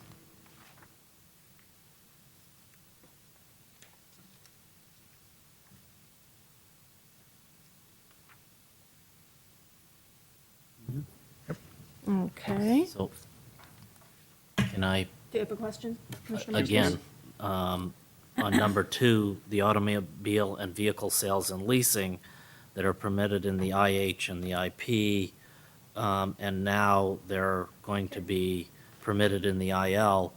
My concern again is that you've now got automobile and vehicle sales abutting a residential. And so is there some way we could put in wording that it's not on a property that abuts a residential? An RS Well, district? these are in enclosed structures and it doesn't allow outdoor sales. So it's by clean- it's clean definition, industry. by definition, these are So to speak. like a retail sale. They just happen to be big items. I know, but originally this was designed to be permitted along the IH and IP, only along the freeway. And now we've decided to allow it pretty much anywhere in the IH, the IP, and the IL. and there are significant portions of that that abut residential. And so the loading of these could be potentially in the backyard, right in the, near the backyards of people's homes. And so I think that there is still a significant area of industrial, heavy and industrial light where this could be done without necessarily allowing them right next to the residential. Okay, but yet So you would suggest a new footnote that would prohibit it in the IL districts with adjacency to an RS. I mean, does that make sense? well, I'm looking at the automobile and vehicle repair is permitted in IL. So you're drawing a distinction between the vehicle sales and the vehicle repair. I think the difference you mentioned is that vehicle sales would have large flatbeds of cars coming. Is that, did I Yeah, I don't, understand that right? you know, I mean, they aren't big. If you've seen one of those little boutique ones, they generally aren't huge, but I don't know how they Okay. get their cars. But in the industrial district, this is not being defined as being boutique or being enclosed. it's just, Right. it could I be, see. you could put a big automobile lot Right, okay. next to a single-family home without defining that somehow as an indoor boutique automobile sales. Because Right. the way it is right now, you could have a used car lot, you know, backing up to your residence. Yes, so the IL is between Industrial Road and Old County Road, and it does have adjacency to the north side of the Greater East San Right. Carlos. And the same Greater with, East Side. the IH neighborhood. on Terminal. Correct. So what I'm hearing is a new footnote which would say, we have an exception for the commercial properties in the industrial properties which abut single-family residential, and we'll make that new language. Now, I'm wondering, is this supposed to also be enclosed? Because I'm going back to the EDAC notes. And it's hard for me to tell the way it's written, that what they moved and seconded, but auto sales with an indoor showroom in mixed-use downtown, mixed-use San Carlos Avenue, and the IL districts. So maybe that footnote number 3 that says shall be conducted entirely within an enclosed building, was that footnote meant to be along with this new conditional use permit in the IL for the auto and vehicle sales? That's the way you just read the minutes, then, yeah. Yeah, that would be 5. So this would be enclosed, but it still doesn't address your concern, Commissioner Marsters, about trucks coming and going. Is that what primarily your concern is, or is it? I think the original one was, you know, automobile sales and leasing, really along El Camino or along the,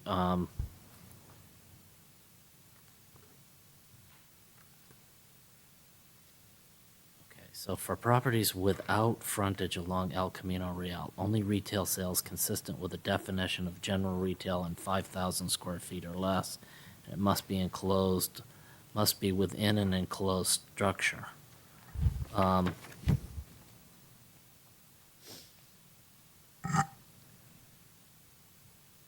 I still have a bit of a concern about having this back up to residential. So we would add condition footnote 5 in an enclosed structure in the IL, because that's what Well, Chair Clapper just read from Footnote the 3. motion. Footnote 3. I don't know if we're looking. Five here is, 3, sorry. 3 says not allowed on the ground floor along Old County Road.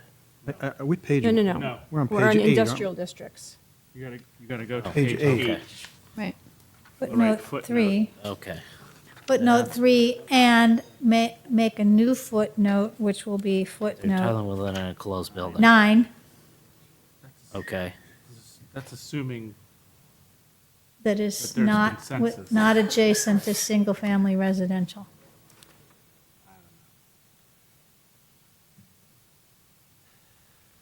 Okay, Prohibited within 500. is there consensus on So that? I guess I'm still not clear on why that, out of all the different things that are also have conditional use permits, why that would be a problem adjacent to the residential.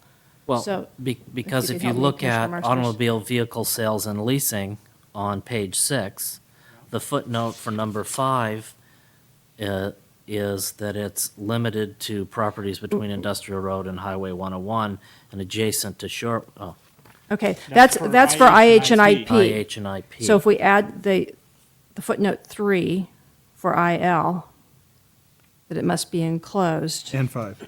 So the thinking between IH and IP is car sales like freeway adjacency.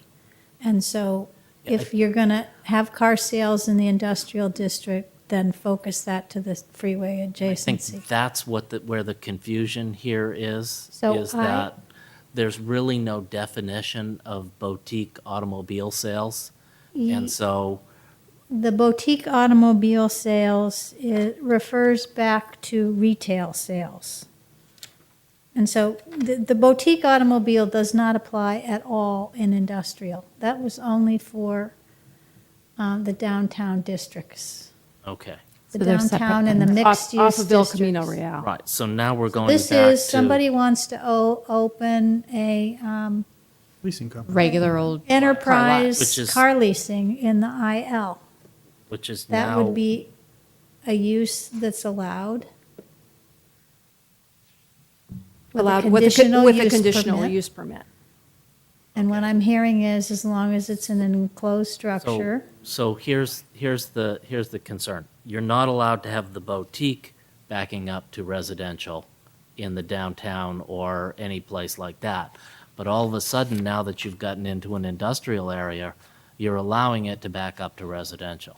No, there's nothing that says that it can't back up to residential, the boutique. That's not. Yes, it does, because it's not allowed in MUN, which is the only area that really backs up to residential. Right, because we're not talking about MUN, we're just talking about Right. MUD, the MUSA. So it's in those particular areas along El Camino. And then the other area that EDAC has recommended is that we allow for this to be done in the IL area. What I'm saying is that you're not allowed to do it in any place associated with an MUN, which does back up to residential, but now you're allowing it to back up on the outskirts of a neighborhood. Do Well, you see what I'm saying? Well, not exactly, because if you look at the downtown area, if you look at MUSA, it's mixed-use station area. There's going to be residential in there. You can It's mixed use. You can also go to MUSC. There's multifamily residential right up against it also. I mean, every area is affected by that same thing.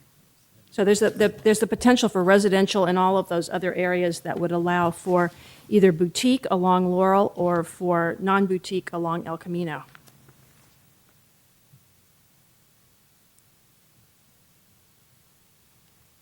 So as it stands now, just to be clear, any old regular car lot could open in IL, like a normal, everyday car lot that has cars outside, like the ones in Redwood City. Right? Is that right? Am I Under understanding that? Current Yes. ordinance? Yes, no, that's what's being recommended in that the is what's IL. being recommended in Right. IL. Okay, And what you're With a conditional discussing use is, Conditional use permit. with a Which conditional is a use permit. heavy-duty Yeah. filter. right. Okay. So you wouldn't get the one in Redwood City there, Okay. likely. But So so let's see where we're at on this. okay, so I think it's fine the way it is. I do Okay, too. and you're okay with it? Yeah, it's a Okay. conditional use permit. Yeah, I mean, I it's- think that if, I don't know, You're on the fence. Is that what you're I saying? wouldn't love a full like Toyota car lot backed up against a residential But house. but this is not what we're talking about. We're talking about an enclosed automobile sales or leasing. but that's not not what what we're this talking says. about. Yes. That's not what it says. Yes, ILC, it's C Well- with footnote 3. it doesn't have a footnote. That's what we're saying That's we're my going to add. mistake. Okay. It, Okay. EDAX recommended, and Okay. the Chair And so that's what Clapper we're talking pointed that about, out. is the Okay. C with the 3. Okay. Is that what everyone's clear on? C with 3? C with Footnote 3? three. Is that what, That's what we. Steve and that- Steve, that- that's what you guys are talking Right, about? that's what we're talking about. Following the recommendation. Okay, because the recommendation that's Three. in here which is to put doesn't, three in. doesn't actually show a 3. We're going to That's add what it. we're saying we We're gonna want to correct change. it. Okay, So another- yes, Another typo. yes. Okay, Okay. I'm okay So with now I'm that. hearing consensus on that. Yep. Now that we've got the C and the 3 and the. The C and with the and 3. parentheses on either side of All the we need 3. is PO, C3PO. Okay. All right, so there's 1 and 2. So we have 3, 4, and 5. I have a question about four, well, excuse me, let's go with Wait till we three. get the slide I'm up sorry. there. I'm sorry.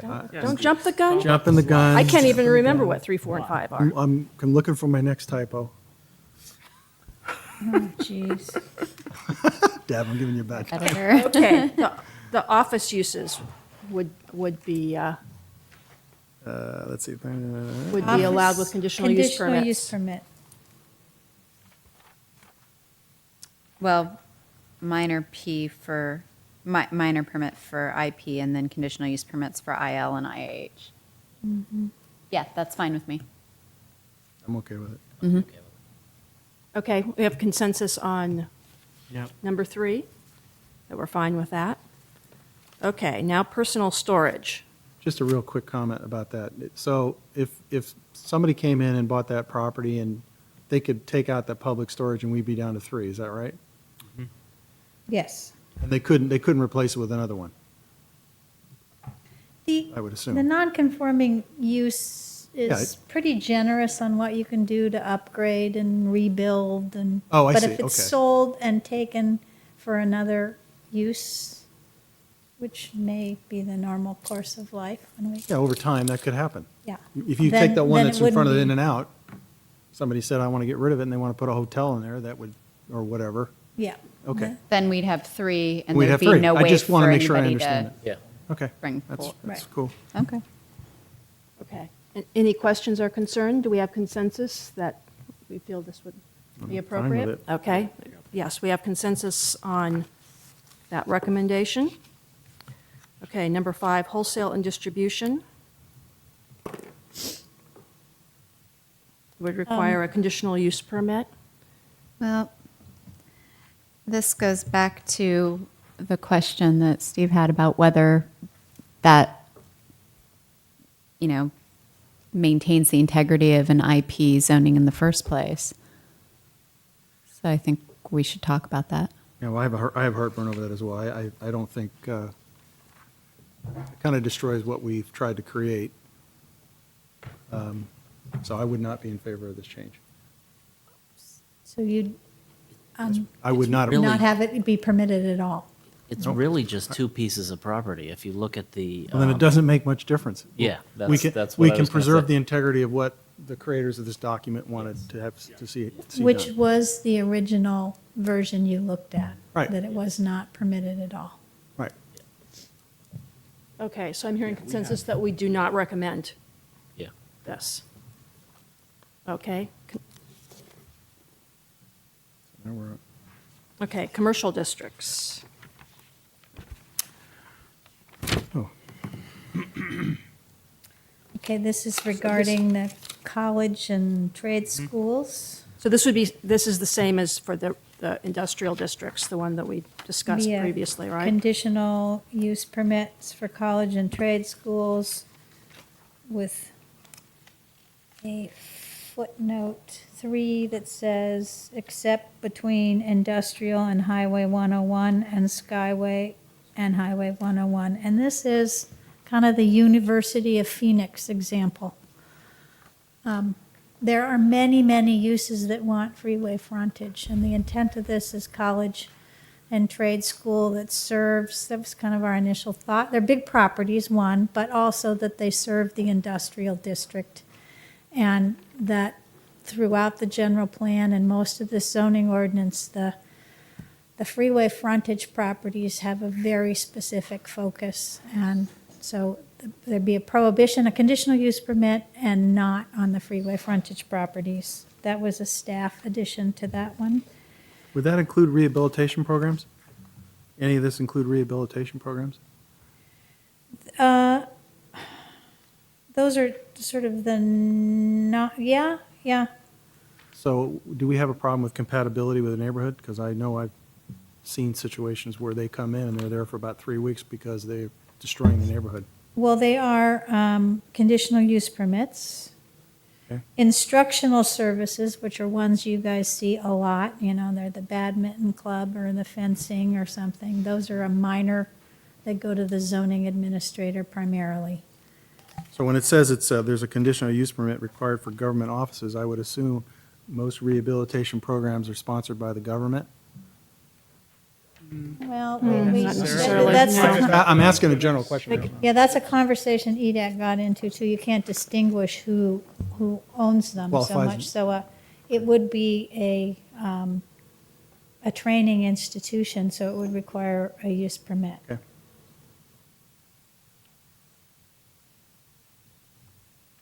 Okay, do we have consensus? It is good to require a conditional use permit for that, yes. So I can think of one, there's one in East Palo Alto that's the chef training. It's a vocational training program. Okay. That one would be an example. We'd do a conditional use permit. Do we have any currently Pardon me? in that area? Is there any done in that area currently? I don't, Not that we're aware of. Yeah, I I don't- can't think of any. yeah, I All right. can't think of any. I can think of some in our neighboring communities, and they're usually a nonprofit jobs training kind of Right. use, and Okay. they usually fit right in, but. Okay, and then as a companion to that would be a slight modification to this definition of college, trade school, public or private, which adds at the beginning of the sentence, public, nonprofit, profit, or private institution. So it's all encompassing, doesn't matter its ownership and its sponsorship, it still gets a conditional use permit. Oh, that's over here, okay. Okay, wait, are you still on C, or have bounced you over to have C. you Bounced moved over to C, general terms? terms. Article Well, they're on the slide together Right. because they're related. Ah, They're okay. on different Okay, I think, pages. can we deal with that Yeah, being on two different pages, or we have? yeah. Okay, so we have consensus on both of those? Yeah. Okay. Okay. All right, Okay, neighborhood transitions. here's your Or, big no, okay. discussion. This one is just what EDAC said, but we're now talking about a change to the loading dock setback. And then there's this common property line, which is for the noise attenuating walls. But related to both of these, I was hearing that you were interested in a broader discussion as to address some of the comments of the public hearing. So maybe you have that before you. Can I ask a quick question? Is there an aesthetic problem having an 8-foot wall instead of a 6-foot wall? I mean, is there a general problem from a Well, our builder's side? fence regulations allow you to have 6 feet with 1 foot on top of that, that's lattice, and that's to provide some openness. Right. In some cases, some of the industrial districts that abut residential, and I think they're on Northwood, maybe there is, the very back of the Fairfield. building becomes the wall Terminal, terminal. Okay. Why, But yeah, you don't, I mean, there's one, I think Commissioner Marsters has described a house that can't grow anything in its backyard because the adjacent wall is too high. Now, that one is higher than 8 feet, but there is a difference. But on the other hand, it will attenuate the noise higher than your bedroom window, so. Right, right. Well, I mean, We have a provision in Article 3, page 138, number 4, that I think deals with the 8-foot option. What page again was that, Steve? 138? Not 136. 8, and I'm sorry, okay, I see, thank you. yeah. I think that's spot on.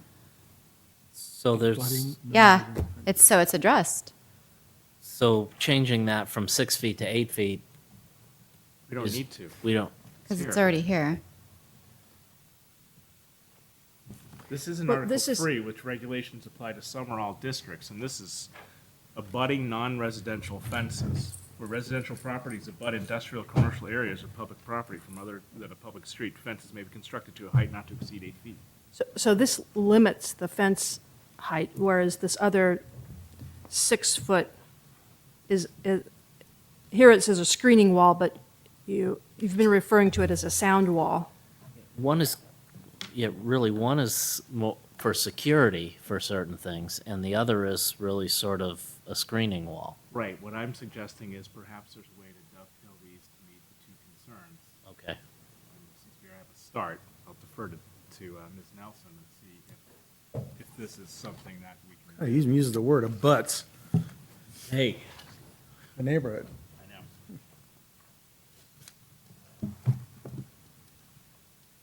I think that's a good question. Deborah, does number 4 address it? Could it?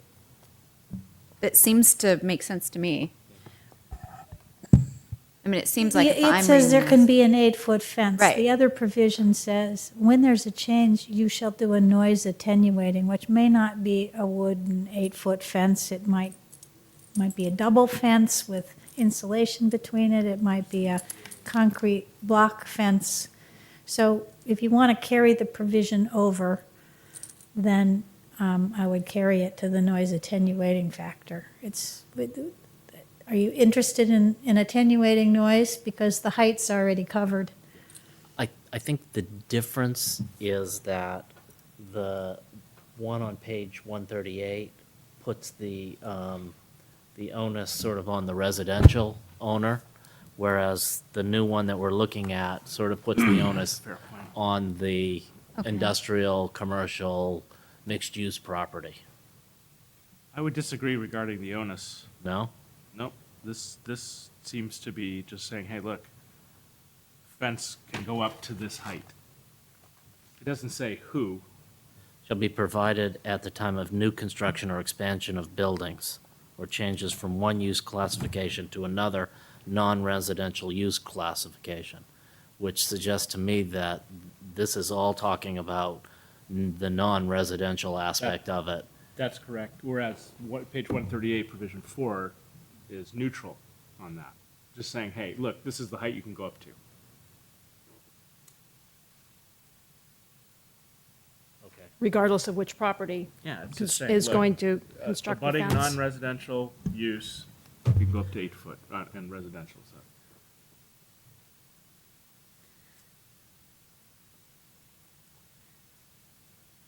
So is there a problem with having both? I don't know. The only problem I could even think of is if somebody, if the 8-foot fence actually blocks sun or something. I mean, if that one particular resident doesn't want it. I have absolutely no problem at all making them both 8 feet. I don't either. Well, I think the idea here was this is capping it at 8 feet, and the other one is saying at least 6 feet. So it's giving it a range of, it would limit this screening wall, I would assume, also to 8 feet, based on what this is saying. So this Right. would apply to fences or Not less walls, than right? 6. Is that correct? But So- what we so heard if you from, wanted to clarify it, you could say at least 6 and no more than 8. but I guess my question is that what, that's not necessarily what I heard from the neighbors that they wanted. And if there's not a big problem moving it to 8 feet, then let's just move it to 8 feet. Why do we need to move it to 8 feet? Because I heard about 4 or 5 comments from neighbors whose property lines come straight against industrial and mixed use, saying that they want 8 feet. So why not just move it to 8 feet? But honestly, I mean that sincerely. Why not? Like, if there is a reason not to, tell me. I just, it seems like that's a no-brainer.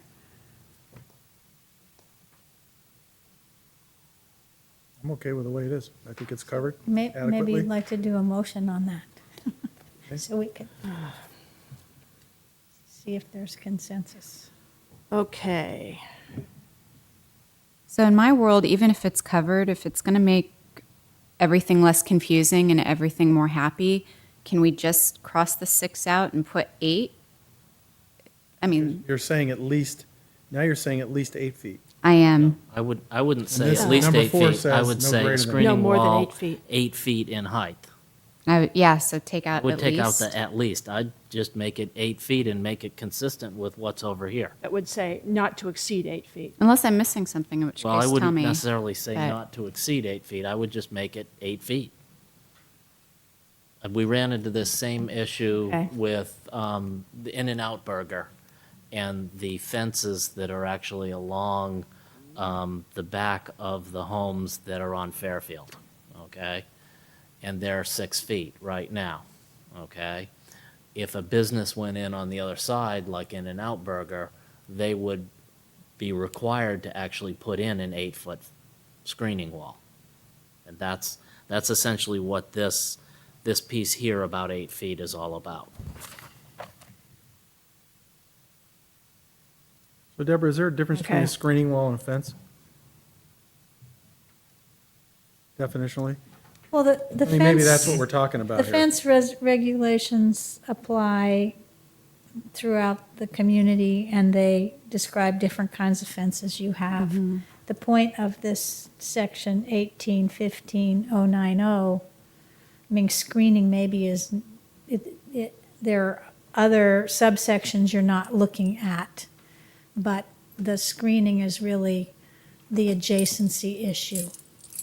What would make for a better adjacency? And so this one says, when it's a common property line, the screening wall, it's a fence, and if you read further, if you've got the page open where this is, it's, there's a 1, 2, 3, 4, and in one of those, it describes that it's got to attenuate noise. So So there's a 4 fence parts so of the fence wouldn't screen. work. Because fences don't, Typical take care wood of fence noise. would not work unless it's, it's gotta you be, know, it's built gotta be with cinder insulation block or between something. it, and, yeah. And I think that's the difference. from- And that also addresses the whole idea of this sort of buffer zone with business at the back doors in the business, is that this screening wall attenuates the noise from those types of. No, I understand, that's, of- I'm looking at the words in front of it. This says, this is talking about fences, talking about a screen. A wall to me is different than a fence. So if they're different, then you have different requirements. And- If they're the same, then you don't. And this goes on, this section goes on to say that it must be a wall of stucco, decorative block, or concrete panel. There you go. Chain link fencing does not fulfill the screening wall requirement. Okay, so okay with that. it sounds like everyone is fine with adding that phrase, or use allowed in the mixed-use neighborhood district on East San Carlos Avenue and Old County Road. The way it's shown, they're adding that. It sounds like there's some different ideas about the height, that we may want to change that, where it says a screening wall at least 6 feet in height, that we may want to say a screening wall 8 feet in height shall be provided. Yeah, Yeah. that's what I would like to say. Okay, Yes. so it's 8 feet. It's not to exceed 8 feet, or it's at 8 feet. I would just leave it at Just 8 8 feet. feet. Okay, at 8 feet. Does that make sense, Yeah. Make we sense, have Ms. Nelson? consensus. Well, because if you Or don't say, a if you don't say majority, not to exceed, anyway. then they'll put a 7.5-foot wall in. I'm sorry, what? We have a majority on that one. Yes. Yes, we have a consensus for that change. Can I make one other change in this? Oh, And or suggest one other change. and So it's we're still really- talking about D, common property lines? Actually, no, it's under, the change would apply to the IL light and bottom of the page 6, Bottom of, page before, oh, the page before. okay? The change would apply to the IL light district adjacent to, it's actually Fairfield Drive and Northwood Avenue. So it's just a correction of the, Oh. of the location. Not Riverside, it's Fairfield. No, there is no Okay. Riverside. But this, Yeah. this is staff report, There's so. Riverton. Yeah, but Riverton. Riverton's an internal street. Yes, it is. Isn't this My just staff map report? shows it. Okay. It's You haven't Fairfield. voted on that one yet. That's the loading dock Right, one. we haven't, So- yeah, that one hasn't, okay. Okay. So are we clear on this one then, the common property lines? D? That we have the consensus on that? So we're, Yes. okay. Okay. Now, we'll back up to Okay. the truck docks, loading and service areas in 18.07. This is Fairfield? What? Fairfield. Fairfield. Yeah.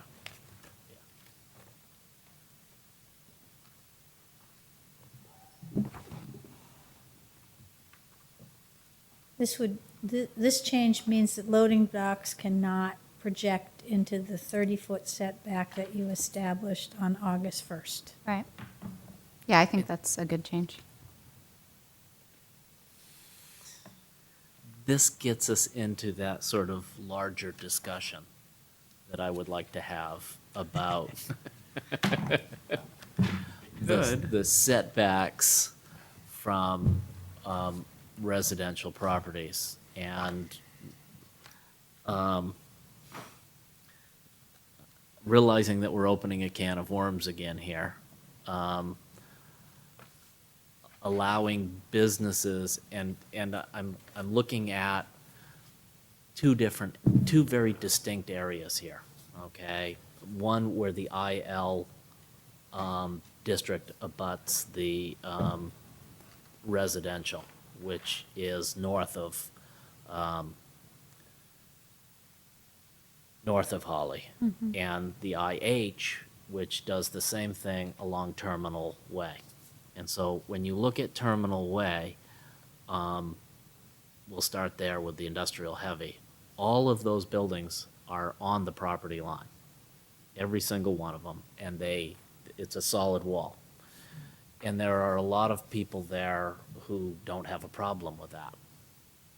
And the concern from the residents is that they're now going to be able to build a 50-foot building there. Realistically, they're probably not going to build a 50-foot building there because it's only a 100-foot wide lot, and what's more important to most of the industrial uses there is the floor Floor space. space. Okay?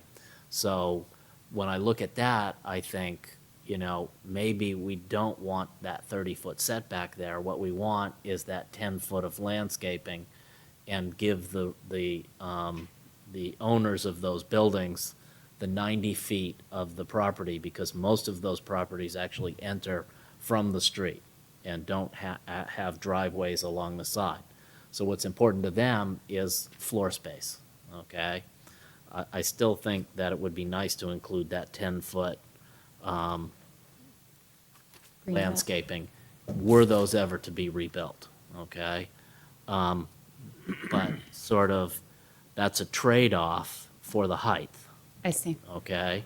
So if the building stays one story, and this is sort of the conversation that I had with Tom Knutson, was unlikely that those buildings would want more than a second story, because what they value is the floor space. Right. And so if they were going to build a second floor, they would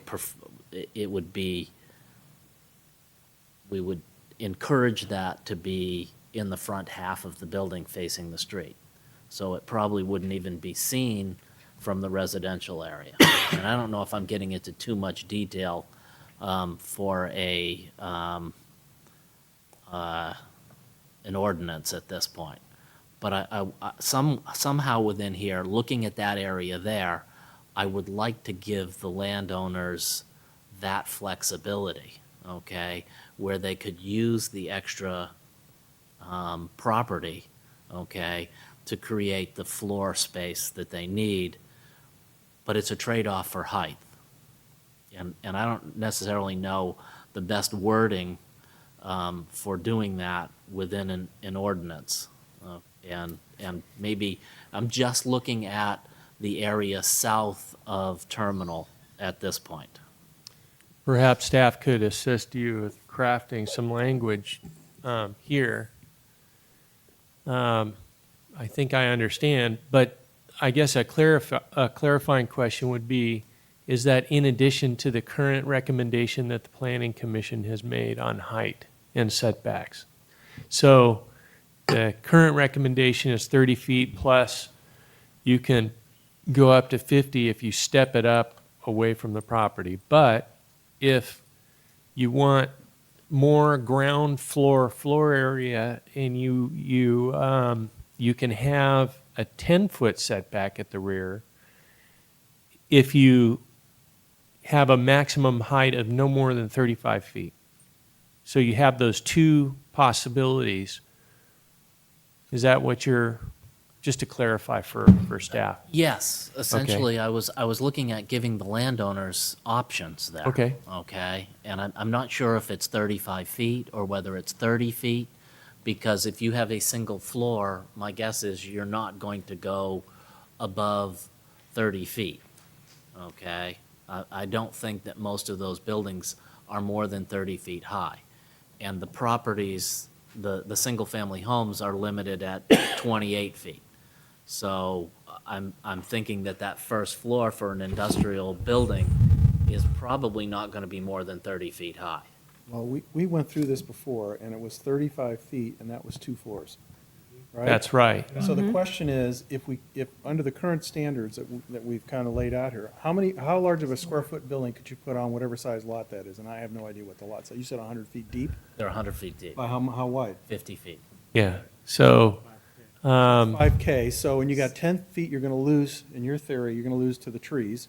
So now you have 90 feet by, so it's 400. So you have a 4,500 square foot building, assuming no side setbacks, and I assume that would be the case, kind of like San Francisco style, where they're all Yes. stacked up. With that front setback. There's another provision, and you saw a graphic last time you saw this, that showed how the parking would fit in. And what I thought I heard was put the parking in the front off Terminal Way and not in the rear. So we do have special, on page 102, we talk about additional development standards, 101 and 102 for industrial districts. We could craft language that's specific to the IH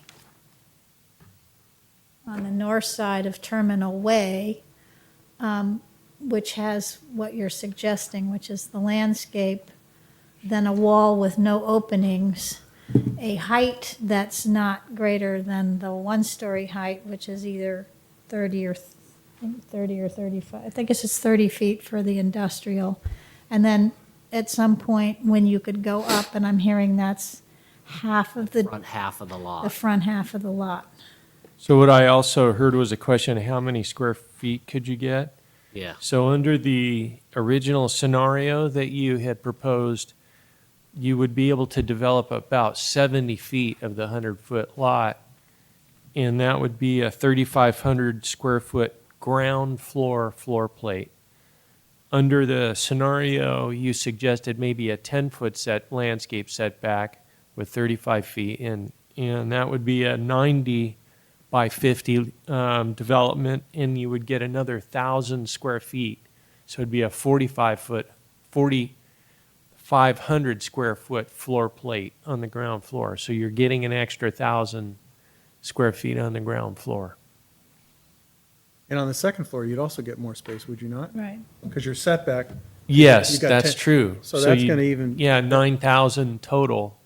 so you got 10 well- feet less than that, so now you're 80 feet by 50. So now you're so that's an 8,500 square foot building under Scott's thought process, compared to whatever the math comes out on, and which I would think would be, your construction costs would go down for sure, I would think, compared to what you can get over here. So some language like, Optional. yeah, option, option It's not two, and we could flexibility is what craft I that want. language, would be that you can have a 10-foot rear setback if you limit development to no more than 35 feet in height. It's 2 stories. Yeah, and 2 stories. You could even say that if you wanted to. But the idea is not to necessarily have 2 stories the full length of the lot, but to push that second. Well, it's going to be like this. Right, it would have to be set It'd back. just be this. Towards the be that front, big. away from the residential. Right, and so You'd the lose 10 feet on second, the- it'd be, what do you call it, stepped.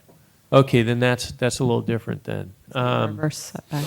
so for most of these businesses that are there, what's important is the ground floor space, okay? What's up above those is up above heavy industry, okay? And so there's not a whole lot that you're going to build up on top of a heavy industry. Office space. You're going to have office You put space your for the office space up businesses there. that are there, which are probably not going to take up, more than half the space of, No, you we do an don't- office R&D project. We don't know. Yeah. yeah. You just You don't can't make know. that I don't wanna- assumption. What I'm looking for as the trade-off for the extra 20 feet is pushing that,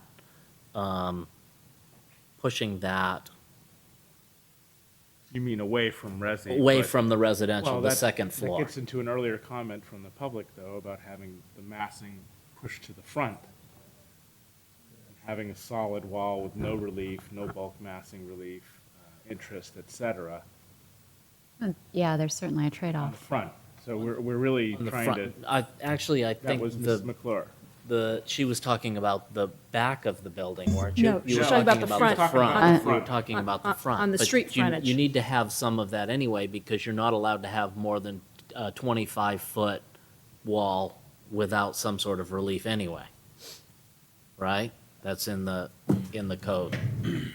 So you're going to have some of that articulation already on the front of the building. So Al, under the current setup, it would be an 11,000 square foot building, all stacked. Under the current setup, it's actually They're all 10 here. 15,000 square feet. We figured because you could I'm figuring out get some 100 more square foot footage up frontage. here in the front. 50-foot frontage, so I don't know. Yeah. Yeah. So you get 1 floor here, 2 floors, and really 3 floors of development up toward the front here. And so it adds up to, for a gross site area of 100,000 square feet, let's see, that would be 15,000 square feet of buildable area. And then at the 35-foot height, we figured you get about 12,000 square feet under the current scenario, and that's that red, 35 feet is that red line there. So what I think you're saying now is the green area here is that 10-foot landscape setback. So if you went all the way to here, what we've heard is go, I think what we heard was go to here with 1 floor, and then the second floor would need to, again, do this stepping. Is that 10 correct? foot. Is that what, okay. They're all 10 foot in, according to this. Yeah, picture. so you'd go, maybe you'd go, see, that's, But actually, as a condition for getting that extra 20 feet, you need to, what I'm Need to drop looking the for height down is, at the rear. is pushing that stepping further out, okay? Yeah. So that the stepping isn't quite this 50 feet at 50 feet, Right. okay? So I'm trying to make it in a more gentle, yeah. and I don't know whether this will work or not, but it just seems like if the concern is the height, pushing that height further away, actually is more palatable. Yeah.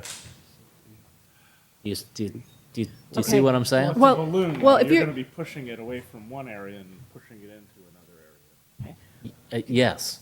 But, so, we're talking about a situation where we've got the 10-foot landscape buffer, right? Yes. And then limiting it to 35 feet, right? So why are you talking about the, I wouldn't necessarily limit it You to wouldn't. 35 feet. Okay, that's what I- would, okay. what I'm talking about is limiting it to But- the first story, second story, third story, and terracing them away from the single-family home, okay, and the buffer.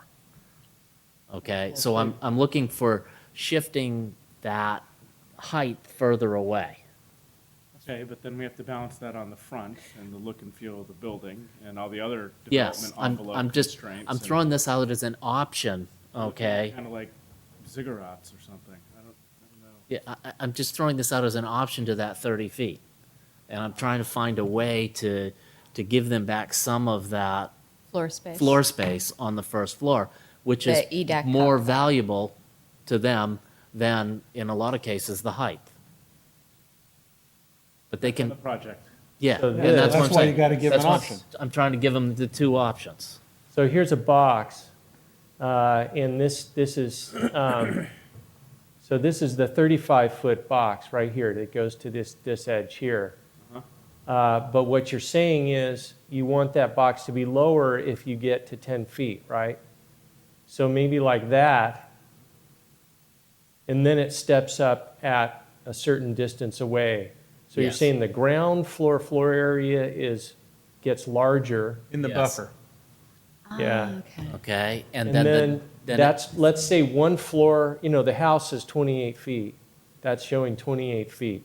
So let's say a 16-foot is about there. And so maybe you go 16 feet to allow for a reasonable industrial commercial floor plate for the height of the thing. Then maybe you go to here, and then you go up to 35, like you Right. did the rest of it. exactly. So you're I see. So pushing you're that. gaining this. You're gaining the floor space, which is important to some people. It may not be important to others, okay? Yeah. And what I'm thinking about is especially on Terminal Way where you have heavy industry, that floor space is more important to some of the owners than the actual height of the building. They're probably not going to build a 50 feet if you've got, if you're doing a machine shop. And you're saying that generally the neighbors on Terminal don't mind the lot line A being. lot of them right now are probably very happy that they have a solid wall there. I see, okay. Okay? But that solid wall is 25 feet tall. Right, it's not And it's not, 35 feet tall.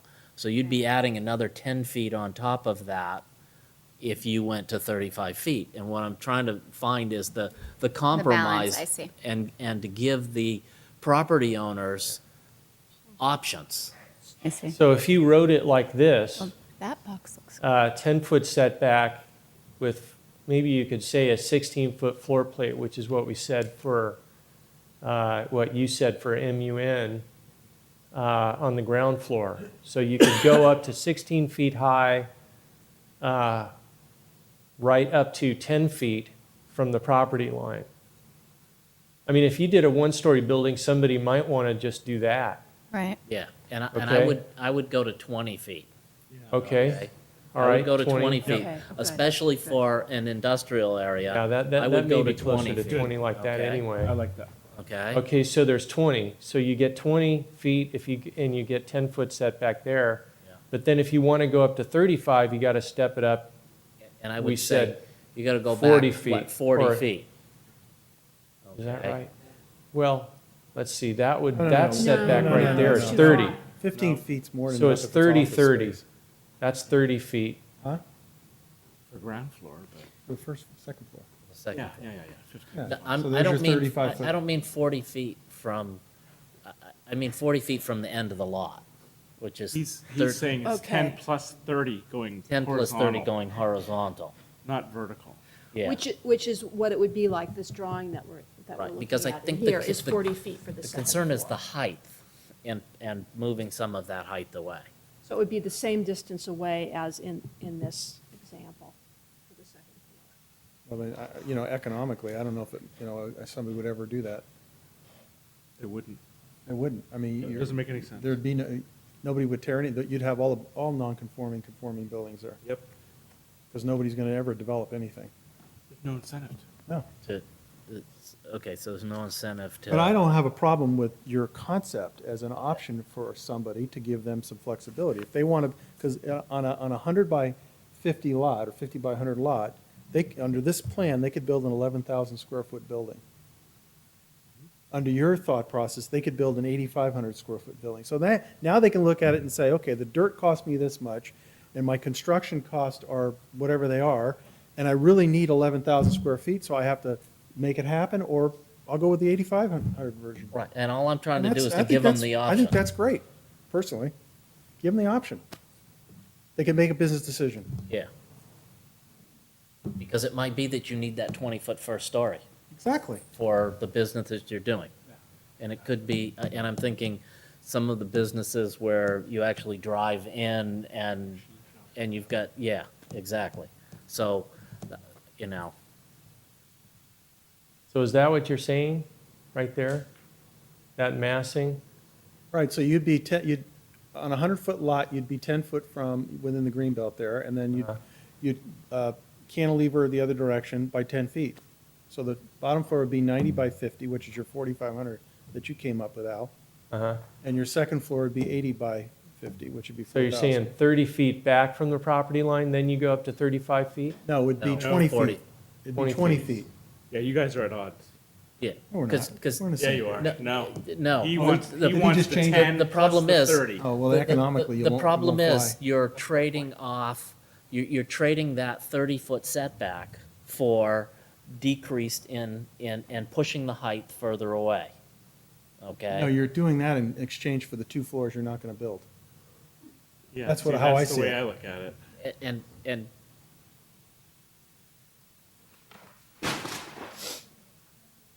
Because you're saying this would be limited to 2 floors. That's it. Isn't that what you're No, suggesting? No, Yeah, he's, that is what That's he's not a bad saying. idea. no, no, no. Exactly what he's No, I suggesting. thought you were saying you weren't trying to limit it to 2 floors. wasn't necessarily trying to limit Right. it to 2 floors. Oh, they'd be able to put another floor on They'd be top able of to put that? another Yes. floor. Oh. Each floor steps Now you further changed it. away. He's okay? willing What I'm to trying have do is extra floors. to push the mass of the building towards the street and away from the residential, while giving them at the same time that floor So you're giving them that space 1,000 they feet need. on the bottom to And push to push that the second, 1,000 third, and fourth floor The second, third, and out fourth floor an out. additional 10 feet, Yes, roughly. yeah. Yeah, half of what they're currently giving up. No, Yeah. it's more than 10 feet. They're giving up 30 That right now. Second floor, If that second floor is 40 feet away. yeah, he wants Okay. the 10 plus It's the not 30. really. Because 30, that's that second 40. floor would need to We're be, getting too granular in this thing. that right second there. floor would need to That's be, what I'm trying to just get some. remember, that second floor, under the existing standards, would need to be 40 feet away anyway. Right? There's 40 feet to the second floor.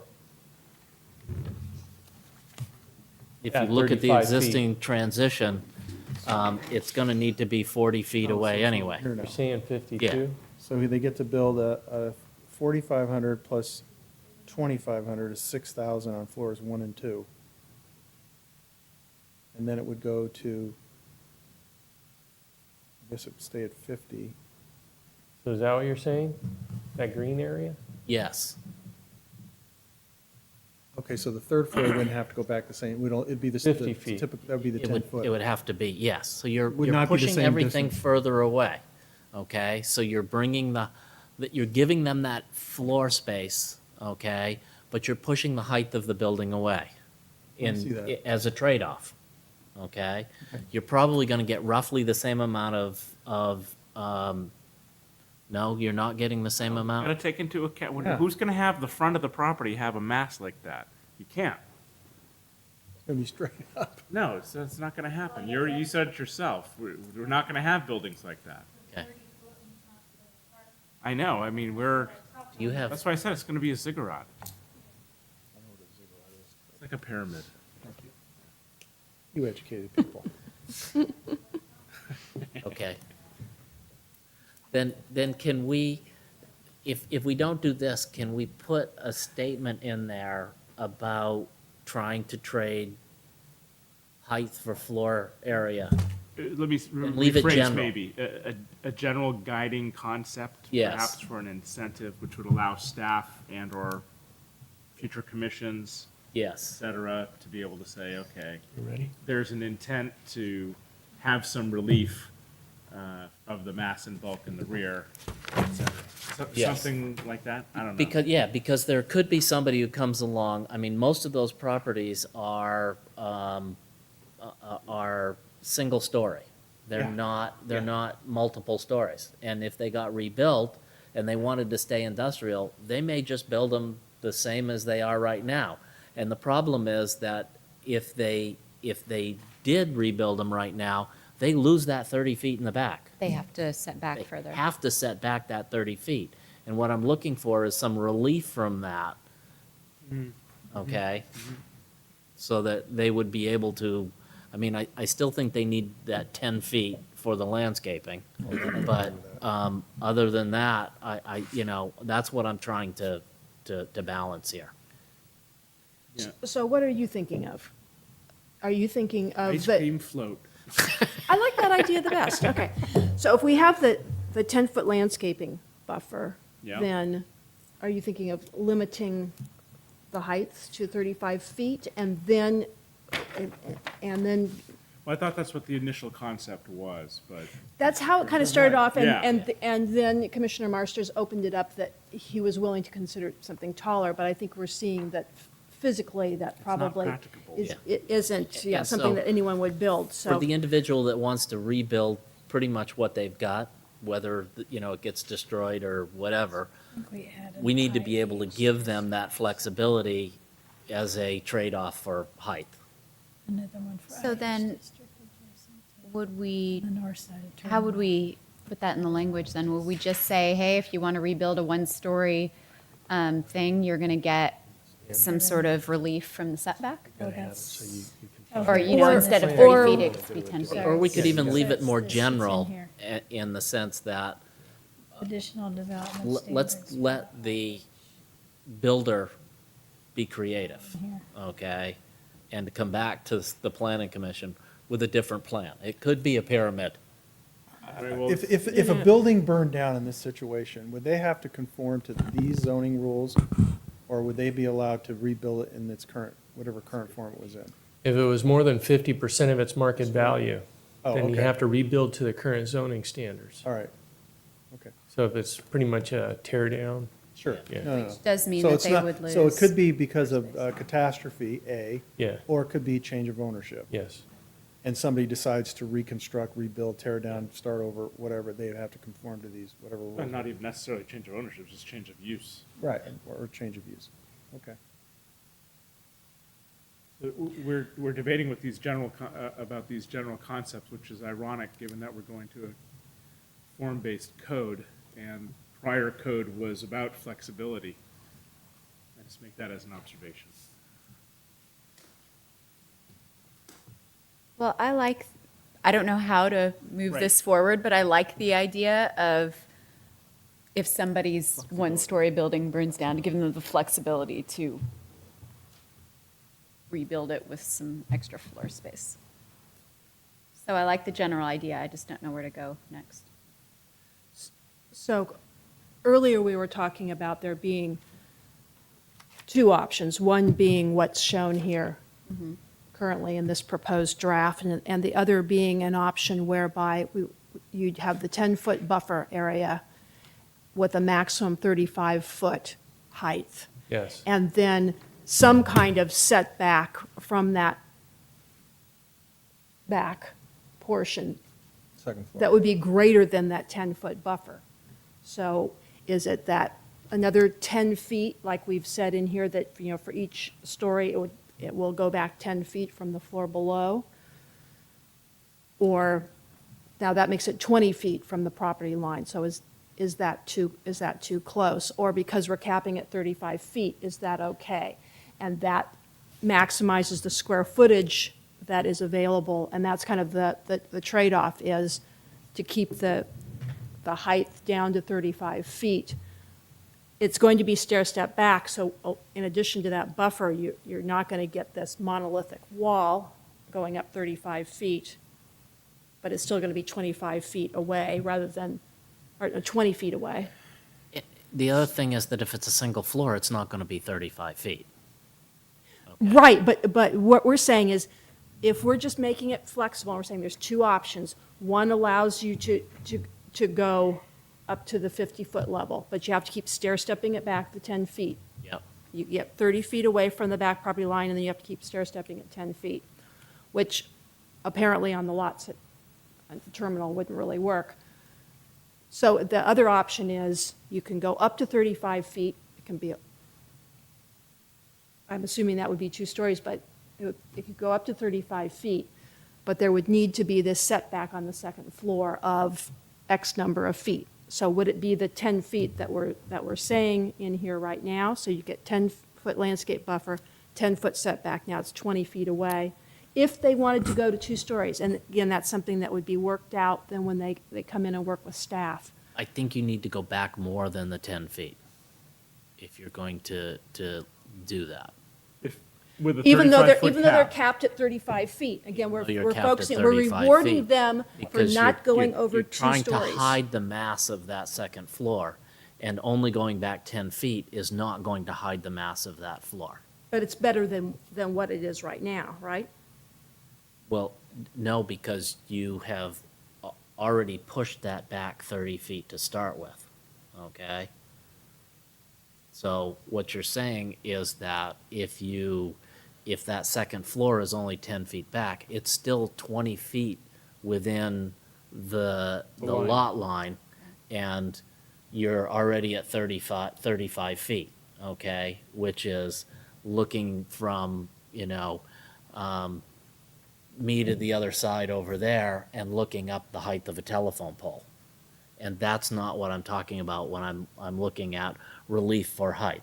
I'm looking at something where if you're standing in the backyard, the second floor is pushed back far enough that you don't see it. It'd be pretty tough to see a second floor if you were here with an 8-foot fence, Yep, I was just going to say. and you were standing in your backyard. It would be really tough to see the second floor if it was 40 feet back, as you can see here. But that's the difference between a 40-foot setback and a 10-foot setback. Yeah, and No, Okay. a 20. Would be at 20. right. So, well, what the original, Buffer 10 plus plus 10 10. feet. Plus 10 feet. yeah, it was 10 feet, where I and thought you you could were go at. up to 20, is what I heard was a reasonable Right. floor plate height. So that's what this is right here. That's what this is showing. And then if you wanted to go to 35 feet, you had to set it back 40. Then That's it what would he's be saying. That's what he would like to do. It'd be extremely difficult to see that second floor at 40-foot setback because of this first wall and the fence. Except And the that tree. your house is actually going to be much further away from the back lot line than that. Most of these houses have 50 feet in their backyard and not just The minimum. Well, so much the better then. 50 Yeah. or 20. Well- No, because that makes that second floor much more visible from when you step out your back Well- door. Yeah, but you're so much further away from it. But you're pretty far away. Yeah, you're in line of So sight. let's, How much further than 40 feet back would you want the second I think floor? what we really need, we're getting bogged down, like Steve said, in numbers, and what we should Right, I do agree. is write in the flexibility. Okay, rather, Non-form-based code. Well, here's the difficulty with that is developers want certainty. Yeah. Yeah, I And- could see that. Yeah, and staff does too, and it's very difficult for staff to sit down with a developer and an architect and go, well, maybe the planning commission would do this or that. So it helps the staff and the developers and everybody to be more clear. And we can build in flexibility, I think, if you want to go to a CUP, but if you're going to say this is a permitted use, you conform to everything, if you conform to these regulations, you can do your development.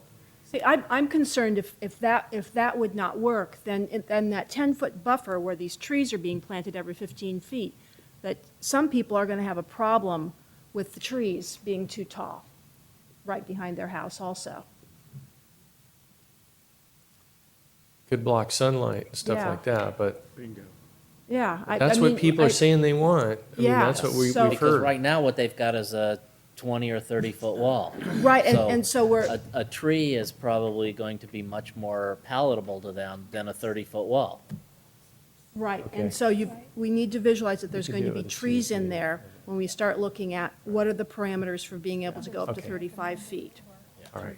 So is there a consensus that, and this is not to say this is going forward, but just in terms of our discussion here, that we want to provide an option that does limit the height at 35 feet if they only have to do a 10-foot landscape buffer at the back of the property? Is that, I mean, we've been talking about that for some time, so are we okay with saying that that is one of the options that could be available to the property owner or developer, is to do that, versus being able to go up higher, but having to do the 30 feet? Versus So- what's written. Versus Right, what's versus written, what right. is written. So Yeah, I'm okay with it. Commissioner Dibny, are you, I like the idea of having an option and some flexibility. I just and don't again, know that, and again, it sounds like we're only talking about this as being on terminal, right? Or are we talking about He's this only being? opened half of the camp. so I've only opened half of the can, so you're right. We haven't Right. even talked about IL. But this is terminal way that we're talking about. Right. Where right? this is Essentially, exactly. yes. And, Okay. and maybe the compromise is that it's a 20-foot setback and you can go to 35 feet. You know, we can split hairs here all day long. And 20 that's foot on the why first floor 20 foot back from the, Where you we know. were or originally. on the Yeah. second floor? On the second floor. No, he's saying. No, I'm 20 saying- foot instead of 10. Instead of and go 10 up from, yeah, 35. I mean, you can get into all kinds of nuances here at every single step. So, you know, Let me ask a process question here, or maybe I don't even know what kind of question it is. Do we get into, if we're talking this specific area, do we get into spot? No, we're not down to. No, Okay. you can do this, yeah. And you may want to do it with a conditional use permit if there's That's some what it- confusion with this option. That's what I Yeah, was kind of that's- thinking. Yeah, If maybe we're the gonna- other option is the permitted, and this is the And this is the conditional conditional option. use permit option. Where we can have design criteria and Yeah. all conditions, things like that. Right, otherwise, yeah, it's more difficult. Then you can say, here's what we want to see. We want to see some kind of a streetscape, you know, not a streetscape, but a visual perspective from the yard of the people behind, and here's what it's going to look like, you know, at this distance. It seems though, if we're affording an owner or developer the opportunity to do this, we're also taking it away with saying, oh, by the way, it's gonna be a conditional use permit, and here's your fees, and It wouldn't be makes it paying more any fees. difficult, Yeah. yeah. so I don't know, I mean, getting down to the bottom of the funnel, I don't know how many people are gonna afford themselves of this option. Probably none. Yeah, that's what I'm thinking. We're building a mousetrap for a mouse. we're Right. gonna catch. So I'm happy the way it is. Okay. Okay. Sorry, Scott. I That's tried to fine. work No, with you no, on this. you know, I wanted to throw it out. No, it's a good idea. It It was a was- good, it was a robust discussion. Okay. All right. Okay, so there were, We have, Okay. through the chair, let's figure out if we have a consensus on this, on half of the can. half the can. I hope it's half. So is the consensus that we're going to leave it the way it is? Yeah. Right, but had we had a consensus on the truck docks loading and Going from service 20 to areas? 30 Do that feet? because we wanted to That was the sort part of we wiped open. off. That was how that we can wanted got to- opened? Right. Okay. Okay, so now we're moving from Terminal Avenue over to IL. IL area, which are the larger lots, right? Which are the Is that- larger lots. Okay. Right? And so, the issue over there in a lot of cases is, the 75 or 100-foot height limit for these, it's 75-foot limit, for, Am I reading the wrong page? Is this on 50? This is on page, ooh, let's see, 101, 102. I'm on 102. Yeah, we're just looking at the And transitional the standards. maximum height is 50 feet within 100 feet of an RS district, so Right. it, But if you actually look at IL on the previous page, maximum height, it's 75 feet. IL on the previous page. Right. Oh, right there.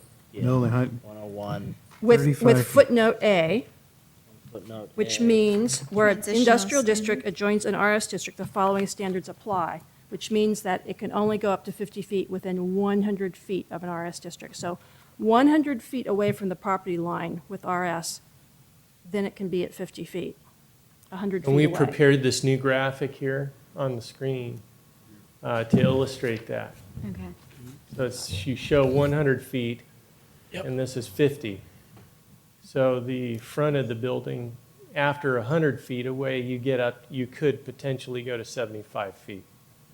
And then here's the 35-foot height here.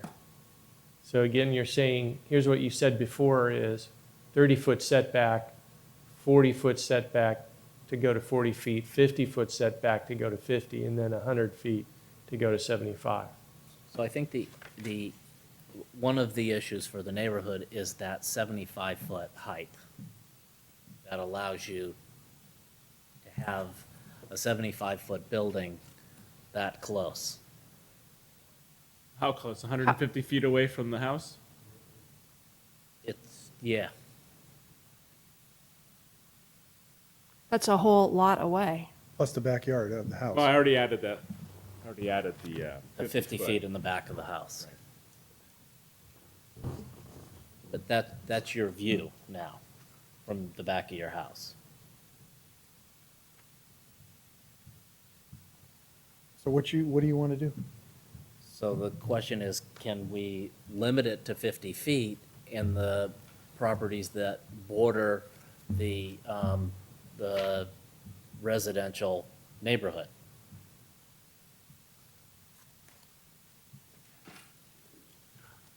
In IL? In the IL. Okay. Yeah, And and what we're looking at is just the ones that would be right, the top here bordering, okay. Compare that to the hospital, which is in PD 17, PAMF, which sits back away from the road back there and is still 75 feet tall.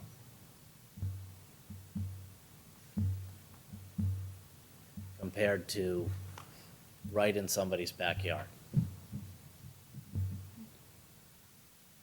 this the one we labored over before? The peak roofs? No, that That was was, East San Carlos Avenue. Okay. So This is then. New territory. Yeah. Got it. So then you wouldn't be looking at changing the height limits in all of IL, just the parts of IL that directly border the Yes. the residential? I think the height of 75 and 100 feet is appropriate further away from residential. Okay. But right next to residential, I have a little bit of a problem with that 75 feet being so close to the residential homes. so I'd like some clarification on where it says 1 there. What is the height? 75 feet. That is the 75 feet, okay. Because it talks about maximum height is 50 feet within 100 feet of an RS district. So it seems like Exactly what he has. at 100 feet, it should only be at 50 feet in height. It is. And So you then go- at what point could it be the 75 feet in height? Wouldn't it have to step back more than the 100 feet? No. One- So at 100 100 feet, feet one Oh, so, away, so you this can should go really up say to- maximum height is 75 feet within 100 feet of an RS Yeah, district. you could, No? well, No, you're looking at the wrong way. That I'm says looking at the wrong within. one. That's within. So Okay. if you're within that 100 feet, that's 50. right here. If you're within 50 feet of that lot line. 50 feet. Oh, within. Yes, within is the key. Oh yeah, I'm, okay. It's clear as mud, the way it's written. Okay.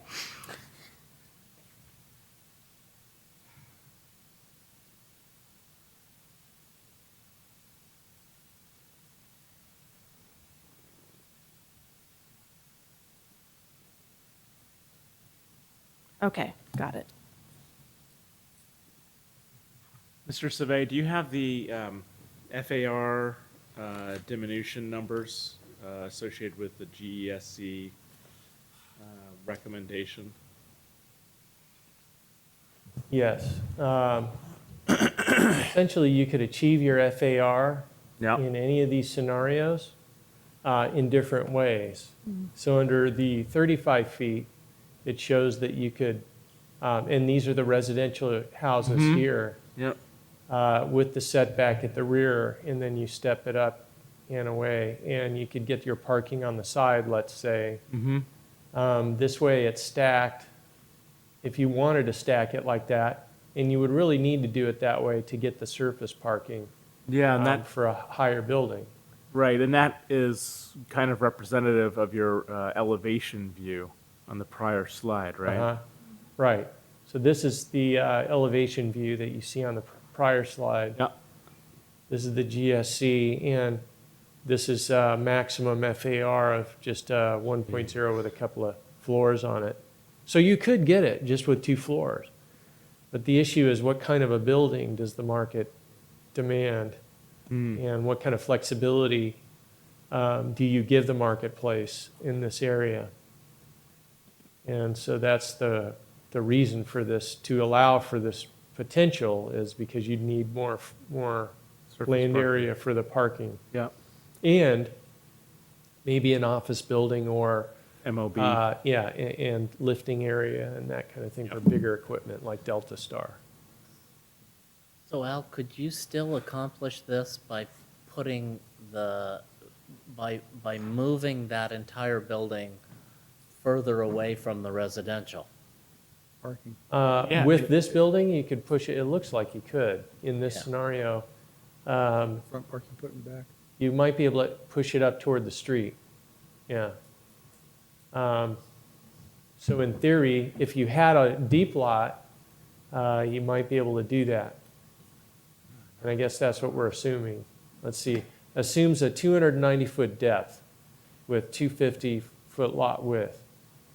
And there are actually, so there's actually a compromise between 1 and 2, where you could go to 50 feet, okay?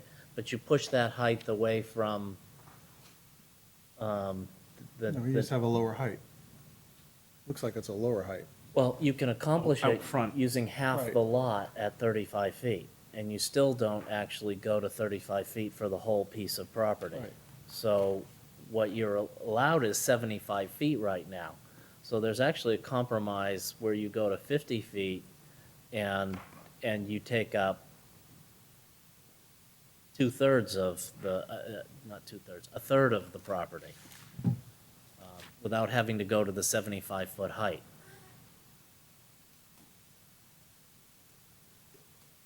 So those, How representative is that lot size? You said 290 by 250? Yeah, that's what I'm trying to find. I know that I mean, that's 70, we had the actual parcel maps in here somewhere. Yes. And 3, 4, 5, did we have them in the staff report? 550 foot Yes, lots. they're in the staff I report. thought they were in the staff report, yeah. Yeah, That's they are. They're on the that is, but If they're- they're on the representative is that? back side of You've got roughly the two lots. transitional standards 20 IL. feet. Yeah, but you look at where he's looking. Yeah, but we had the actual, oh, there it is, yeah. Right, and then that one. So if anybody has a magnifying glass. There we go. Oh, yeah. Can anybody see those numbers? Yeah, I'm putting them on. one is 405 by, 214. 214? Yeah, that's Oh, there. 450 and 440, Okay. parcel C. Yeah, these are Yeah. 300 feet, it looks like. Yeah, by Um, 172, 106 by 203. 130 by 130. So these look like about 250 to 300 in here. And that what we did is we tried to use Is that an easement? the actual depth that we had here.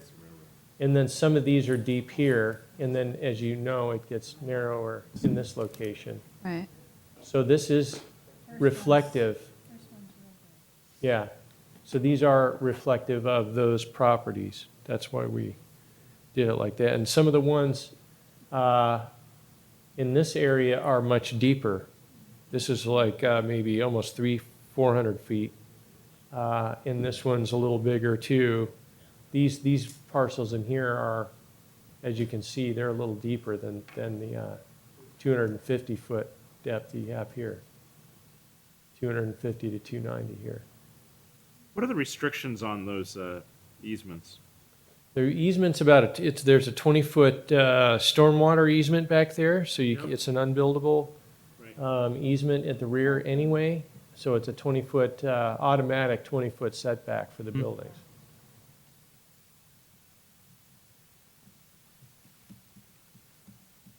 That's 20 feet on 50, huh?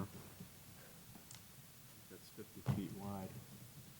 Yeah. That's 50 feet wide. So it's unbuildable on 20? Or Yeah. Actually, isn't it really, I haven't seen the easement, but wouldn't it be unbuildable on 50? Well, the actual, Talking a slab type? yeah, we looked at that, and the actual buildings are only about 20 feet set back. In the storm drain itself, it runs closer to the Resi? property line, yeah, to the residential. Yeah. So those buildings were actually built closer than the 50 feet. They were built about 20, 25 feet away, the existing buildings. Yeah.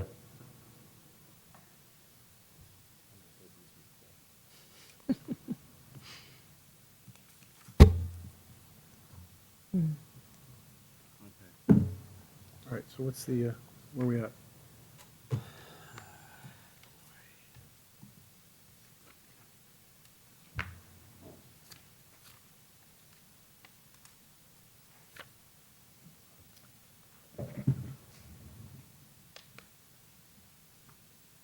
Okay, so we're And looking the, at, the reason I ask this is nowhere else in this town can you build on a lot next to a single-family home and go over 50 feet. This is the only location in the city that you can do that.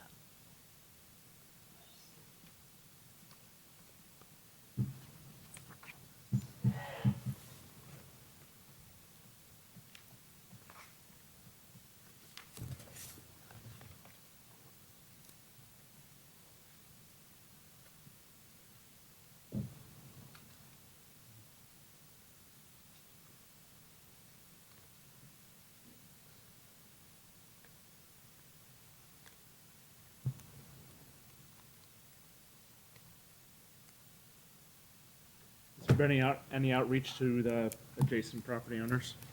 We met with the Harbor Industrial Association at their luncheon. I provided them with all these materials, and one of the Economic Development Advisory Commissioners approached one of the majority, I don't know if majority would be the word, but a property owner that owns several of the properties along there. And, you know, those are fairly new buildings along here. I mean, they're still operable, they're in good shape, and they're, and what that property owner said is, well, I don't really need that height.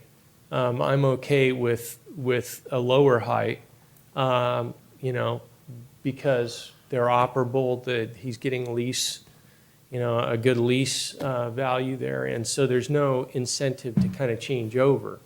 So that's the issue, is from the existing owner, what you heard, what we heard, what EDAC heard was height I'm not so concerned about it. Yeah, I'm just trying to look out, 2, 3, 4 decades. That's the point, or at least 20 years with the general plan. 30, exactly. And so that's the issue, is, the types of industries and businesses that We just might don't come know. in.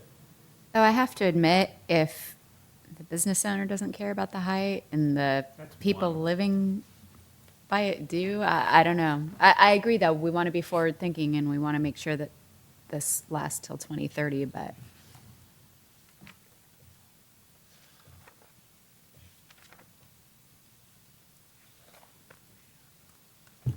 And I'm not trying to take away the 50-foot height, and I'm not trying to increase the setbacks. I'm just trying to say, do they need the 25-foot to go from 50 to 75 feet? When they can reach their FARs multiple different ways. So let's give them the option to do it the way they'd like to do it since they own the property. Oh, and then maybe that's the question, maybe that's the Right. way to go. Because I assume those three options that we saw that slide before are the options that anybody can use on the property. Because you got to realize construction cost does enter into the equation. You know, I don't know if anybody even want to put that top piece on there, but. So if you do that, expensive to do you it. do that, can you push the building further away from the residential? I mean, that's Well, the sure. other, I mean, that's the Yeah, other. I would agree with that thought So process. do you make the So you take that setbacks parking even and put it in the further? back and- Do you make greater setbacks so that you sort of create that, pushing that 75-foot piece of the building further away? That's what I'm asking.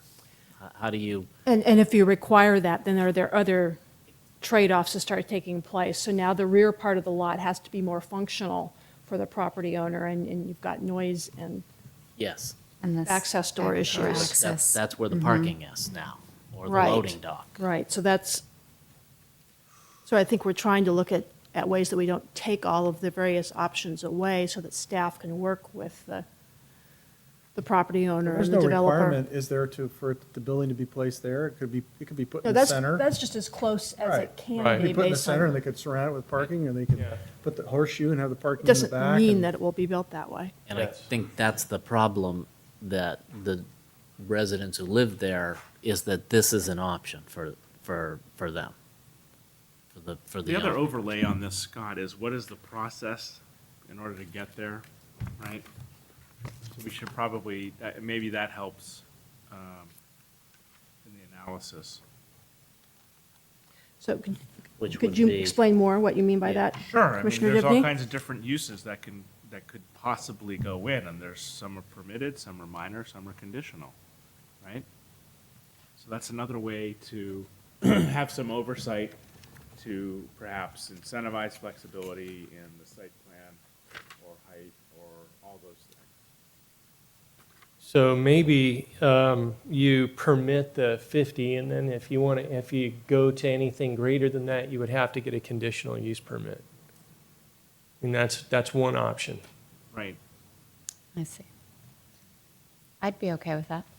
Let's see. Because where- then at least so it's a you'd be- conditional use permit, at least then there's some, Well, that takes into, I mean, it could possibly take into account some of the concerns right. and also the location, and maybe someone who sees a certain way of building it to be less expensive, maybe is shepherded to a way that makes more sense overall. Right.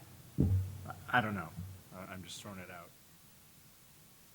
That seems like an option. So Commissioner Dibny, when you're looking at the various possible uses under IL, could you give us an example of, Well, it'd be somewhere along the lines of what Mr. Savay was saying, and I'm not advocating, I'm just saying this may be a way, if it's a direction we want to take. For instance, offices, business, professional, and medical and dental. They're minor in here. That'd be a mighty big medical and dental complex on that. But not unreasonable right across the street from PAMF. That's my point. Yeah. That's my point. So maybe it's not minor. Maybe if it's over a certain height, it's a CUP. I don't know. Right, so, That's why I so put it out for the, discussion. Yeah, no, I think Yeah. that I makes think that's a sense. good, so one suggestion would be that you put it just in the development standards for the industrial districts under height, under the IL height. you would just say, here's the maximum height is 50 unless or 75 if you, with a CUP. Simple. Yeah. Then it could apply to any use. It doesn't matter. It's just a standard, development standard. A little more flexibility. Yeah, I could live with that. I could too. Okay, so that would be similar to just the way. adjacent to the residential area. Yes. Right. Yes. Yeah. So those three conditions would be 50-foot maximum. You can go up to 75 feet with consideration of a conditional use permit for only the areas adjacent or abutting residential. Yes. And that would be in the development standards section on page 101 of the zoning code.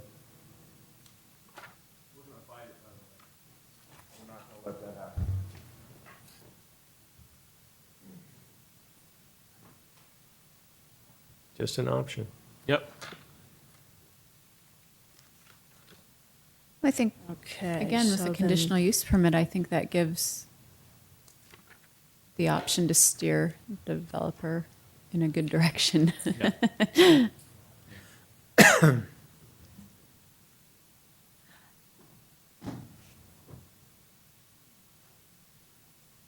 Chairwoman Okay, so- Clapper, it's- Yes, I'm just digesting all of that. Okay, so in areas that, in IL that abut the residential, any residential district, it would be permitted up to 50 feet with the setbacks as shown in the schematic.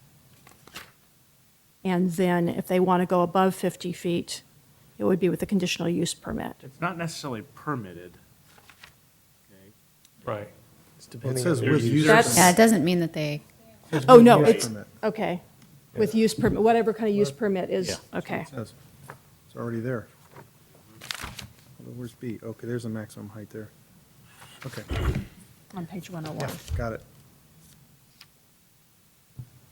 Well, that's under IA, what you're looking at. understand. Right, I understand. okay.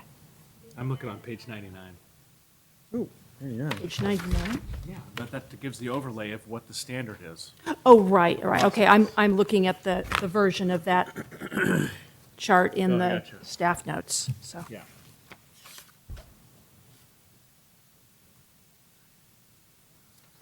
Okay, so that would push that bulk out the 50 feet.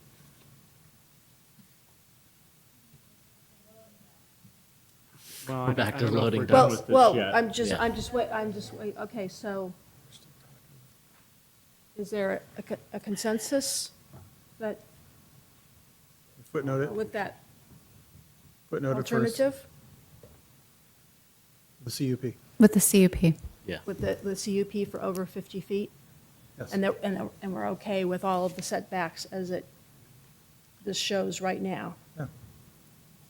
Let me ask a devil's advocate question. Are we losing Please. anything by doing that? I mean, are we disincentivizing? No, we're just, it's another filter to make sure that we're That's- not putting in some crazy thing that shouldn't be there. Right. And maybe what Maybe it won't does- ever make any difference. and Another maybe what it mousetrap that does we'll is never it- need. Is it tells the developer that they want to push that further away. There's a sensitivity There's to an, that. yes, there's a Right. sensitivity Yep. to the neighborhood. And I'm sorry, Commissioner, excuse me, Chairwoman, at this point, I'm going to need a break. Okay. Take a 5-minute break, Thank you. Sorry, guys. okay? A quick break, back in 5.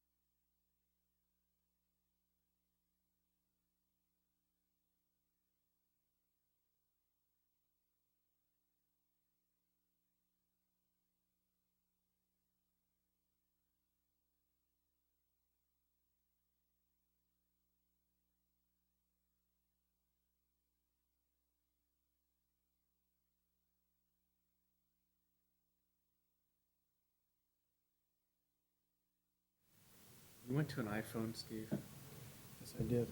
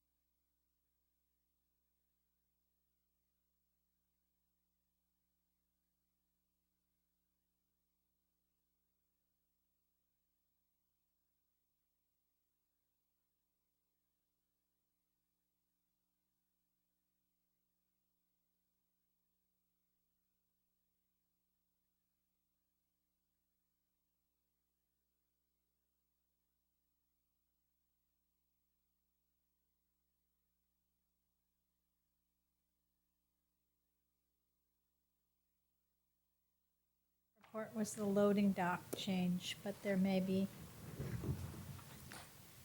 Want me to put that back? That was A. Bottom of page 6, loading dock. Changing it from 20 to 30 feet.